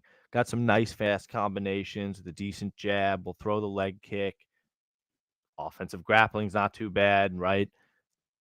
You see him get a nice body lock takedown and look for a quick sub, right? You saw that on the road to the UFC.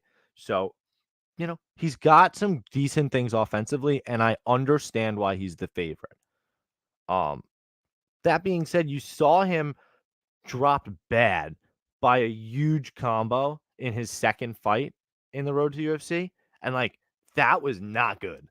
He was almost out of there. And he's very susceptible to the leg kick just based on how he's standing.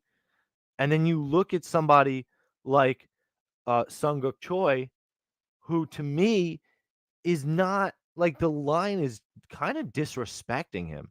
He's an orthodox striker, does a ton of bouncing movement with his feet. He uses his lead hand to kind of frame out and find his opponent. So he fights behind his jab, essentially. Lots of feints. Also likes to press forward. Likes to calf kick, right? Nice use of the underhooks to get against the cage. Willing to do that, right? Use the underhooks. You're willing to work the cage wrestling. And he's got decent top control. He can do all the things well. His problem is he's kind of got suspect head movement and maybe some, suspect takedown defense. But these guys, to me, were way more even. And then the one big thing that was different was that maybe Park was going to be a little bit bigger. But that, to me, doesn't warrant the -190 plus 160 line. I got in on it early. This was, for whatever reason, I think this is the first fight I started taping for this last week. I got Choi at plus 176, I believe. Got a little half unit play on that, and that's kind of where I'm going on it. To me, it was kind of dog or pass with guys that I felt were very evenly matched. And that's it. That's my breakdown. Clint, please, what do you think, my man? Yeah, I think Sunguk Choi has probably the most fun name on the card to try to pronounce. out of all of these, it seems like the one that's most fun to get to.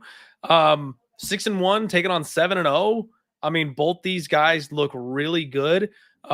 Sung Choi came in on the road to UFC after a 2-year layoff and looked fantastic. I mean, lots of feints. I like the wide karate stance that he goes up there. I worry about the takedown game. He gave up a couple of early, quick, easy takedowns. He has a good blast double himself. The wrestling seems like it's on point. Park, on the other hand, though, this guy really controls range well, I noticed, on the feet. He's also got strong hips. If he gets on your back, you are fucked. I left myself a little note on my card here with Park's name on it that I like this kid. Like, from everything I've seen on tape, I really like the overall MMA game of Hyung-Sung Park. So I'm kind of leaning towards Park, but I can understand the thought that this line is a little bit wide. This is another one, like you said, very evenly matched. I don't necessarily mind the dogger pass spot on it. It's going to be a close fight. This is one where I'm going to pick Park, but I'm going to just sit back and watch. I can't have a bet on this one. I can see every single result under the sun coming through on this one. Either of these guys could finish. This could be a grind. It could be a split. Like, this is going to be a good fight. I really can't wait for this one. So I'll pick Park, but I'm going to keep it at mostly note-taking. All right. I like that. And we seem to be rolling right along here. I honestly kind of think for that last one though, just to move on, I kind of almost like it to go a little deeper. I think I like the over 1.5, because I don't think that I think they're both. Wait, it's over 2.5 minus 230. Over 2.5. Sorry, minus 230. Oh geez, no, I don't like that. I had a couple over under plays I had that are not that one. I do like that one to kind of go though, because I think that they're both decent enough with the grappling to not get submitted. Like, I think when it'll kind of offset. Well, and I guess that's why the book, and that's probably why the book feels that way too. So I thought about doing the meme shit, Mega Park parlay. You just parlay the two parks together. That's the Park City, wow. Utah. So all right, like so that one? I'm slick, yo. Wow, look at you. That's pretty good. All right, so we play after 3 years, Clint. Are you sick of us yet? Not even a little. Not even a little. I appreciate that. That's funny. Man, well, now that we placated the guru, here we go. Sorry, being a dick. All right, here we go. So listen, guys, I know this is what everyone just joined the chat for. We got to give the proper introduction to Ji-Yeon Kim versus Mandy the Monster Boom. Yeah, so now we've given the proper introduction. Who's the real monster, Mandy Bohm or Kyle Nelson? Whoever decided to give Mandy Bohm the nickname Monster is the real monster. Winner on Saturday keeps the nickname. Fair enough. I don't think all right, spoiler alert, neither of them win. No monsters are coming out with a victory. As much as I want to fade Ji-Yeon Kim, just given her general split decisionness and shortcomings in the volume game, it's like Mandy Bohm is even worse. And I mean, I get it. Listen, there might be temptations. There might be people singing in your ear. Mandy Bohm, I know, Extreme Couture, I know, working hard, and maybe you had the UFC jitters the first couple of times. Where I can't willingly place my money on Mandy Bohm in my life, and neither will I do it on Ji-Yeon Kim, and neither will I do it on the over 2.5 and minus 380. There's no need, ladies and gentlemen. There is no need to do anything on this fight. There's like a little need. All right, so Guru, what's your degenerate play? Because like this ahead. is like the pick is Ji-Yeon Kim. This is the only fight you're like actually gonna be awake for, so you kind of have to gamble on. Get your bets in before you pass out. Exactly. Oh my god. Yeah, not ideal. You really want to feel confident about Ji-Yeon Kim because I think Mandy Bohm is like I put the tweet out, like, is she the worst fighter on the roster? And I'm still not convinced that she's not the worst fighter on the roster. She does absolutely nothing, dude. She does nothing. She doesn't strike. She likes to shuffle her feet and throw kicks. She doesn't like to Shuffly. she does not like to do much of fucking anything. Her offensive attack is all kicks, and she likes to clinch and look for trips and then fall to the mat with her opponent on top of her. Like there is nothing here good for her. Oh, no. I really wish I could play Jiyeon Kim. It's just like, yeah. Realistically, they only. I was wondering what contract do they have her on that you lose 4 fights, 5 of your last 6, and you're still somehow employed in the UFC. Like, I didn't understand it. And then you're like, oh, it was supposed to be in South Korea. So she was supposed to fight there. And then now it's not. So they basically have her on the roster for no reason. I'm not even sure win or lose. I'm not sure win or lose if she's still on the roster on Tuesday. She's probably not. I don't get, like, I'm not sure. And Mandy Bohm is probably on her way out as well. She maybe will have one more fight after this, but they might just let her go. They're bringing on 2 Contender Series women. The girl doesn't strike. She doesn't strike. It's really bad. Even if Mandy Bohm wins, they probably both get cut. And this is why maybe I like Jiyeon Kim. Maybe you like parlay her with Renat or something, and some other crazy shit. What are you doing? What are you just doing? Because no, degenerate lock parlay. I'm so scared. Because Jiyeon, she's lost to Alexa Grasso, Molly McCann, and Priscilla Cachoeira, and Jocelyn Edwards. Yeah, these girls, as you get lower and lower down that list, sure, the fighters are still not as good, but they're all very competent strikers that throw a lot of output. Jocelyn Edwards has a decent amount of output. Priscilla Cachoeira, a ton of output. Molly McCann barrels forwards, throws spinning elbows and fucking crazy shit. Alexa Grasso is one of the best boxers in the division. She's gotten kind of a tough run at things in terms of pure strikers. So, you see why she's minus 255. She absolutely should win here. Yeah, and to your last point, the pace at distance, like Mandy's is 10 strikes a minute, and Jiyeon Kim generally faces people that land 16 strikes a minute. So she still lands her own 18 strikes a minute. She's still outlanding her opponents because she marches forward and is fucking crazy. And Mandy Bohm is still not throwing. She's so bad. So bad. That's it. We gotta pass it over. We gotta pass it over. It's Clint time, and I got a feeling things might get spicy. I'm gonna bet on Mandy Bohm. No, don't do it, man. Well, it's better than betting minus 255 on Jiyeon Kim. No, it's not. God's sake. No, it's not. It's not. So, she's the worst fighter on the roster. I was this close to cashing a plus 450 on Zara Farron a week ago, and maybe that's got me feeling like a spicy little meatball over here. But guys, the number one thing that you can count on in MMA is that the recency, and there goes Prince of Mischief in the chat. No, the number one thing in MMA that you can count on is women's MMA recency bias. People do not know how to line women's MMA, and the swings are insane. So you look back at Mandy Bohm's last couple of fights. Now, she had a delayed entry into the UFC, bunch of canceled fights, blah, blah, blah. She comes in against Ariane Lipski as a plus 110 underdog. And everyone thinks, oh, for sure, she'll beat Ariane Lipski. And I actually don't mind Ariane Lipski. I know a lot of people talk some shit about her, but I actually don't mind Ariane Lipski. She loses that fight. Okay, it's a competitive decision. She gets out volumed. It's her first fight in the UFC. Looks like she adrenaline dumps real bad in the first round. She's way gassed out by the end of the first round with not a whole lot of anything going on.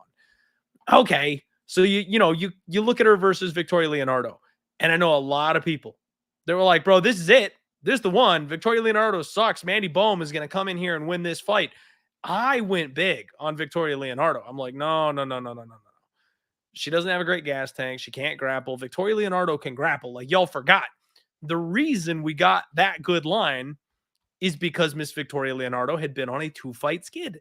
She lost to Manon Fior, and she lost to Melissa Gatto, Those are two very good competitors. And everyone's like, Victoria Leonardo sucks. She's awful. No. Manon Fiora's about to fight for the title. Melissa Gatto is right behind her. She damn near tapped Tracy Cortez. Like, we're singing a different tune. She's the first person to knock out Sijara Eubanks. And we're telling a totally different story if she catches that guillotine on Tracy Cortez early in that fight, right? Like, all of a sudden, she's the next big thing. So these are two very high-level women's MMA fighters that people were expecting Mandy Bohm to be competitive with. Now she gets a step down. And I know this is the Korean card. But Ji-Yoon Kim, guys, has a 36% accuracy. She swings at more air than Caitlin Chukagian does. And that's saying something. So I know she swings a lot, but she doesn't do a whole lot with it. She's got a 42% takedown defense, guys. 42. And you talk about all the high caliber strikers she's been in there with. You know what happened? The one time she fought someone who took her down, she went 2 for 2.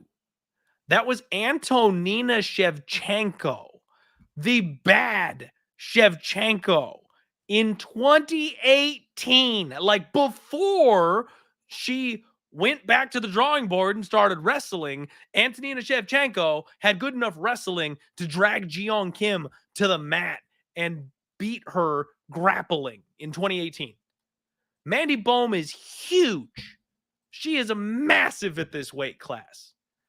And now she's finally got a damn good gym. She's training over at Extreme Couture. This is insane. I mean, at worst, this is a pick'em fight. Ji-Yoon Kim is probably the better striker. Ji-Yoon Kim probably has a slight edge on the gas tank. We've seen her go hard for 15 minutes, and she can swing the whole time. But Ji-Yoon Kim's takedown defense is terrible. Yeah. Terrible. Jocelyn Edwards got her down to the ground, and Jocelyn Edwards doesn't take anybody down. Priscilla Cachoeira got her down. 1 for 1 on takedowns for her. You've got Molly McCann, who got 2 of the 3 that she attempted. Alexa Grasso. Now, while Grasso's a badass, she went 1 of 2 on. Like, when you want Kim on the ground, you get Kim on the ground. And Mandy Bohm may tire out and gas out later on in a fight. But you see these grapplers when they get on top of people, when they can bank a couple of minutes riding out top position. They're not working. They're not struggling. They're not getting punched in the face. That's when that cardio does just a little bit better. It does just a little bit better because they got a break. They're in their world. They get their cardio, their pace. I just think this line is stupid wide. And I think Mandy Bohm sends Ji-Yoon Kim on her way. She's on a 4-fight losing streak. This is the Korean card. I can't but do it, she's dude. 1-5 in her last 6. The UFC ain't trying to set up nobody here. This is an opportunity for Ji-Yoon Kim to give another fighter a little bit of rub here. Mandy Bohm can earn her spot if she gets this win. Nah, she just can't do it. And I mean, I love you, dude. I love you so much. You can't. I mean, she's not, like you said, the Lipsky fight was close. She got outlanded by double the strikes, like 64-31.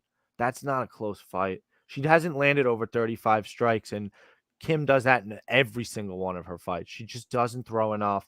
She won't wrestle enough, and she's not going to be able to sit on top of her and hold her down. 4% control time across her, 2 fights there. 40% with her opponent on top. If they go to the ground, I'm not even convinced that Ji-Yoon Kim doesn't reverse her and start pounding her. I've seen absolutely nothing to feel good about from Mandy Bohm. And honestly, that's just from I've hated her. Ask TB. I've hated her. I watched her regional tape. I hated her. Right, TB? Tell her. Not my fan. Not a fan. Oh, you're muted, so you can't tell us. But we're gonna move on to the next. I'll say you were the only fan, Guru. God damn it! You set yourself up. God damn it! No, I asked you a question. Yeah, and I gave you a fucking answer. So here we go. We made it to turtle time, baby. We got the Iron Turtle, Jung Young Park versus Dennis Tululin, which everyone wants to add or take away an L from his name. So he's got his own difficulties when it comes to pronunciations.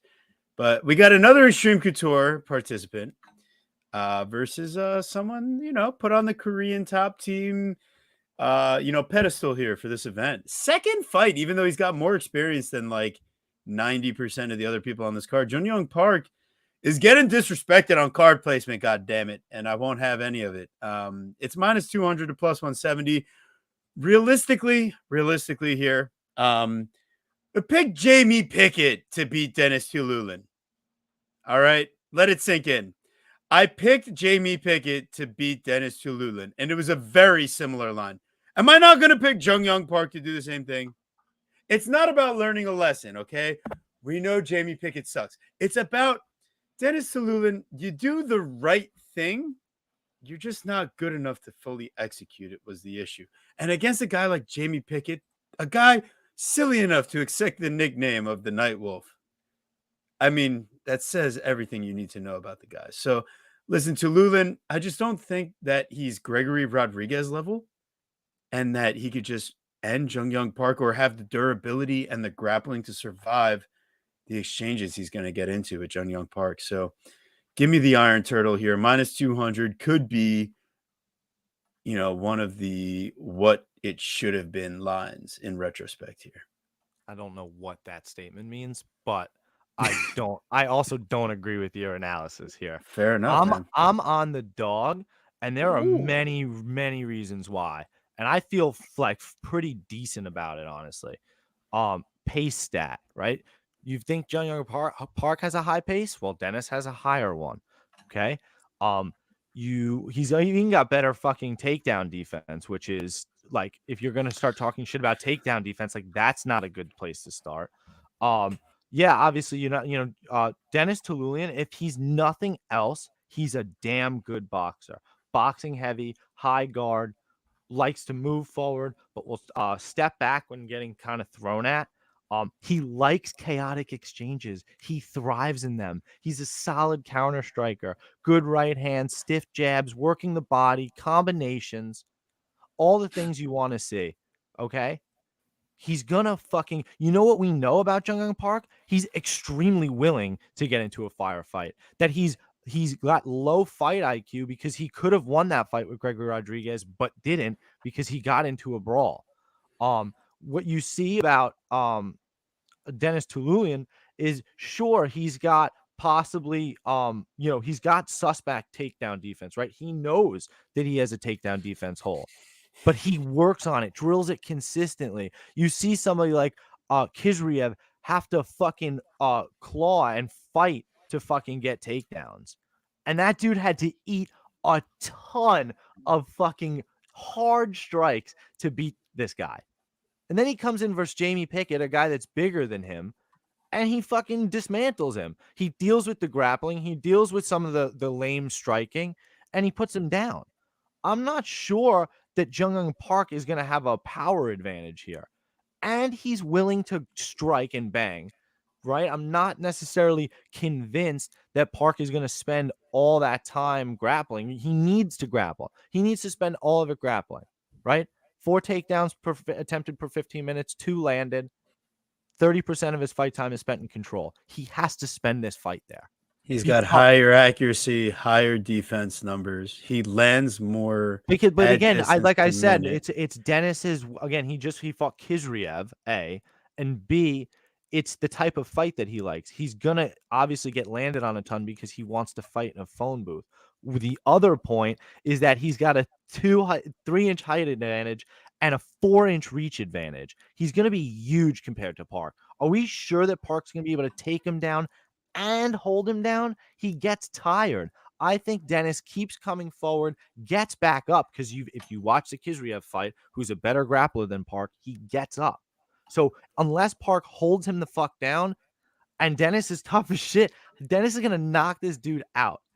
I like the under 2.5 because I think either way, you're getting a finish. Because if you like Park, you're going to need him to get the KO on the ground.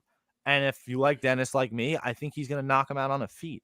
So I think you're getting a finish in this fight. So under 2.5.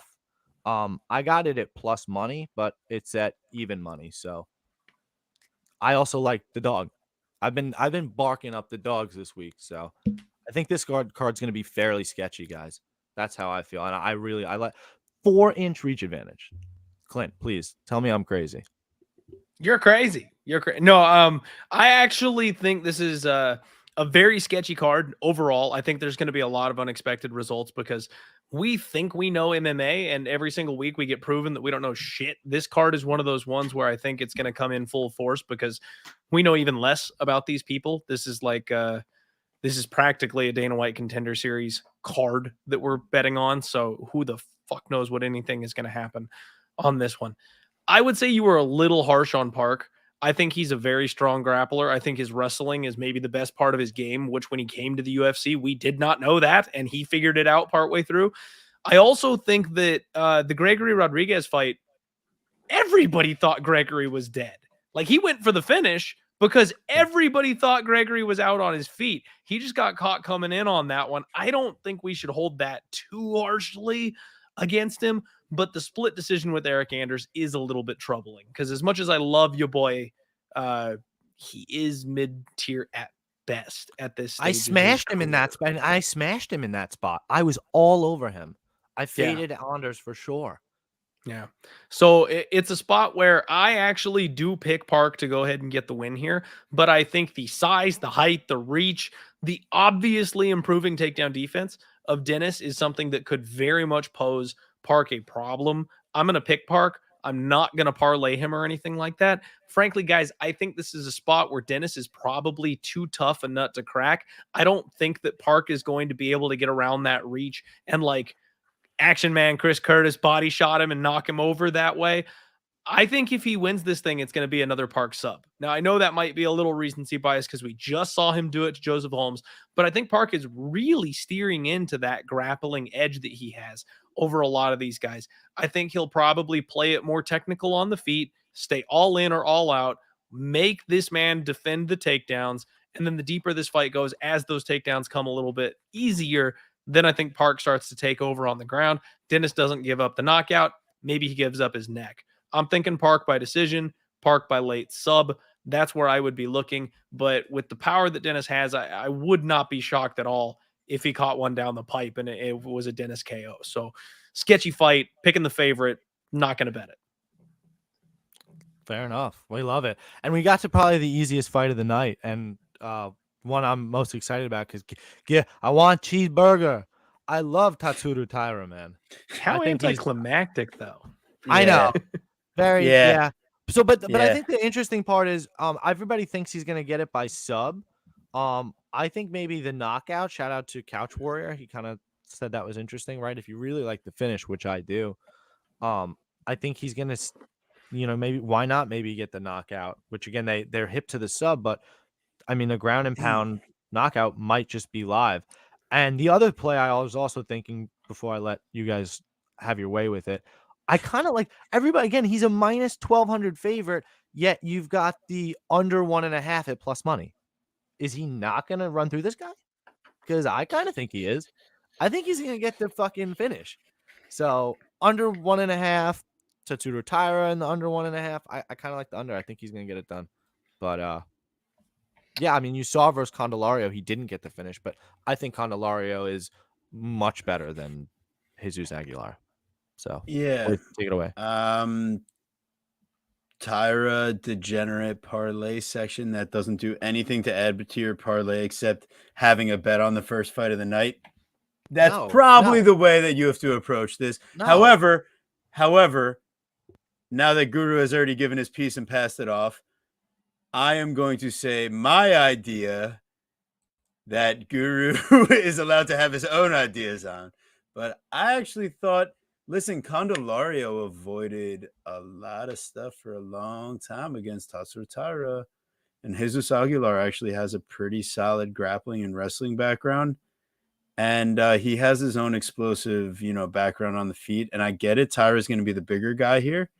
But I overall think that Aguilar could potentially see his way into later territories. So if you're trying to fade the narrative and be cute, which I don't know if I even necessarily am, but plus 120 round 3 or decision as opposed to the minus 135 for 1 or 2, I'd lead to a round 3 or decision because I think Taira might have to be careful in some spots to avoid a guillotine, to avoid a guy over swinging and looking for a knockout early. I think he might want to take this into later territory where he could cruise to an easier victory by maintaining his distance and being the more patient fighter. So that's where I lean Tyra round 3 decision if you're trying to be cute. If not, just fucking throw a hammer parlay. And if Tyra somehow loses in the first leg, you could just redo your parlay all over again and have some fun. What? Jesus. No, he's not losing. So what else you got? I just gave you 2 different bets to do. So there you go. I didn't like putting him in a money line parlay because that makes no sense. He doesn't add any value. He's not going to do anything for you. Nothing. He does nothing. Cool. I said degenerate. I didn't say it's but the best bet of the night. So I said if not, you could do round 3 decision just because you don't like it. No, at least no. You didn't like it though. Don't lie to me. You just shit on me saying I gave nothing to the show. No. You said I gave nothing to the show. And all I of a didn't sudden, say that. You said what that. did you? No, you just said because you feel guilty you didn't about saying you should put a minus 1,200 in a parlay. I gave you 2 ideas. One was a plus 120, and one was if you don't like my idea, just throw them in a fucking parlay. Those were the 2 ideas I gave. You only listened to one of them, Guru. You tuned me out for the first part. So go ahead, Clint. It's your turn. Thank you, Clint. Finish this up. Yeah, I mean, there's not much else left to add, unfortunately, you guys. Like we talked about, anticlimactic. This is the biggest favorite on the card. Like all of us like Tatsuro Taira. I'm all over this kid. I wish the price was better. The bookies said your money's no good here, boys, because they set the line at freaking 10-1. How he gets the win is completely up to him. I would say that you guys remember that one time that Khabib came out and he chose a punching bag to show off he knows how to strike because there was zero danger for him in that fight. This might be Tatsuro's fight to pull a move like that. If he wants to play karate out at distance and show off that he can strike, we could get a 15-minute decision in this one. The only problem with that is the way Aguilar fights is he throws himself off balance swinging for the fences. Like, I just think this thing is going to end up in a scramble eventually. And when that happens, Tiara's going to be gift wrapped the back and a rear naked choke. Like, I'm not going to go against the grain here. I'm not going to overthink it. Keep it simple, stupid. Tiara's a kid who's trying to make his name in the UFC. He's trying to grow his brand and his product. And no matter what his game plan is coming into this fight, even if he goes Cousin Umar style, I think it still hits the ground and he probably still finds his way to the neck. So I'm going to stick with Tatsuro by sub. I like Tatsuro Taira in under a half a round at plus 425 because he goes for 8 takedowns per 15 minutes. 8! That means on a 15-minute fight, you're only going a minute or so without him trying to take you down. This dude's going to flop to his back. He gave up his neck twice in the Dana White Contender Series fight and was near a guillotine. He's going to sleep. He's going to sleep early. I'm telling you. The line makes no sense. He's a minus 1,200 favorite that has absolutely ridiculous finishing potential. There's no reason at a plus 115 under 1.5. 7 minutes to finish this fool? Come on. Come on. All right, fair enough. I see your perspective on that regard. Oh, you're going to see more than my perspective in a minute. My word. Well, hey, listen, guys. Listen, I'm gonna get pulled Prince off of Mischief. Yeah, this is why we love this show. Goats, we love you guys, honestly. Like, and to be real, like, we love Guru's Clint. and we love Clint, but like Guru's my fucking boy. So like, if anyone can do it, it's me. And like, if you ever fuck with Guru, you got me to answer to. So let me just be clear about one damn thing. My goodness. That's my dude right there. So anyway, I love but before we get out of here and I give Clint a word before Guru sends it off, just want to say thank you to you guys and really appreciate keeping this thing rolling and having a fucking great time week in, week out. The chat's amazing, our guests are amazing, and like, you know, it makes my job real easy. You know, behind the scenes I put a few things together, but I have a great time doing this show every week with all the homies. So Clint, man, what do you got before Guru sends us on home here? I have one real quick amendment I think I want to make real quick. Sure. I'll leave you guys here on a high note. I'm going to say that Saturday is actually Baga season, And I was just kind of, scrolling through my notes, looking back over some things. And you remember how much I hate Marcin Tybura? Man, he got punched out in the first round against 3 people in a row. And we might have seen Blagoy Ivanov go to a couple decisions recently against very dangerous fighters, but you run it back just a little bit.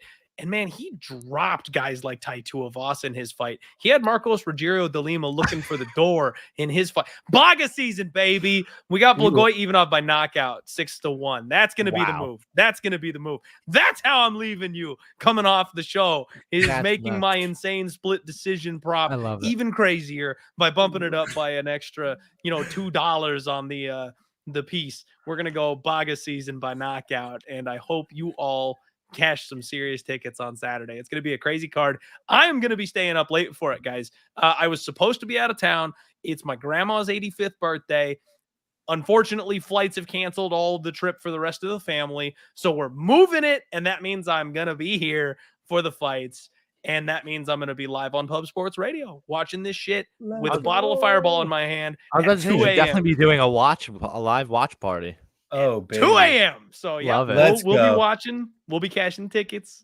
And thank you guys for having me. I love coming on and doing shows with you guys. It's a shit ton of fun every time we do it. So yeah, let's go. And that's what's up right there. Dude, thank you. Seriously, Clint, thanks so much for coming on, man. It's been a blast having you. I was just looking back. I asked TB, I was like, man, when was the first time we even had Clint on? I believe, and I believe this is true, it was UFC 264, Poirier McGregor 3. Wow. So it's been a little trip for us. So we really appreciate you being a multi-time guest and not only a friend of the show, but part of the Chronic Combat family. So part of the ship, part of the crew. Absolutely, without a doubt. That's right. So seriously, Clint, man, you're the GOAT, bro. Thanks so much for showing up and hanging out with us. Guys, if you're somehow not following Die Hard MMA Pod and listening to his podcast, his multiple podcasts on Pub Sport Radio, you're making a huge mistake. TB Scouting MMA, follow him on Twitter Verdict, Instagram Tapology. I mean, he does all the work behind the scenes for all these stats and stuff. I don't really do much of anything besides look pretty. He does all that good stuff. So make sure you guys appreciate him, shout him out like I do. Guru Scouting MMA, that's me. Twitter Verdict, Instagram Tapology. We went 2 hours on a 12-fight show, which is fucking amazing. We just had a lot to say. I love it. Next week, 15 fights, UFC 284, Islam Makhachev versus Alexander Volkanovski for the lightweight belt. Volkanovski tries to be double champ, GOAT status on the line, pound for pound status on the line. We're bringing in James Blissett, Lucrative MMA, coming to help us out. Just nothing but fucking killers with our roster in terms of guests. So make sure you tune in next week and share this around while you can, because this podcast with Clint was sick. So take care, guys, and we'll see you next week.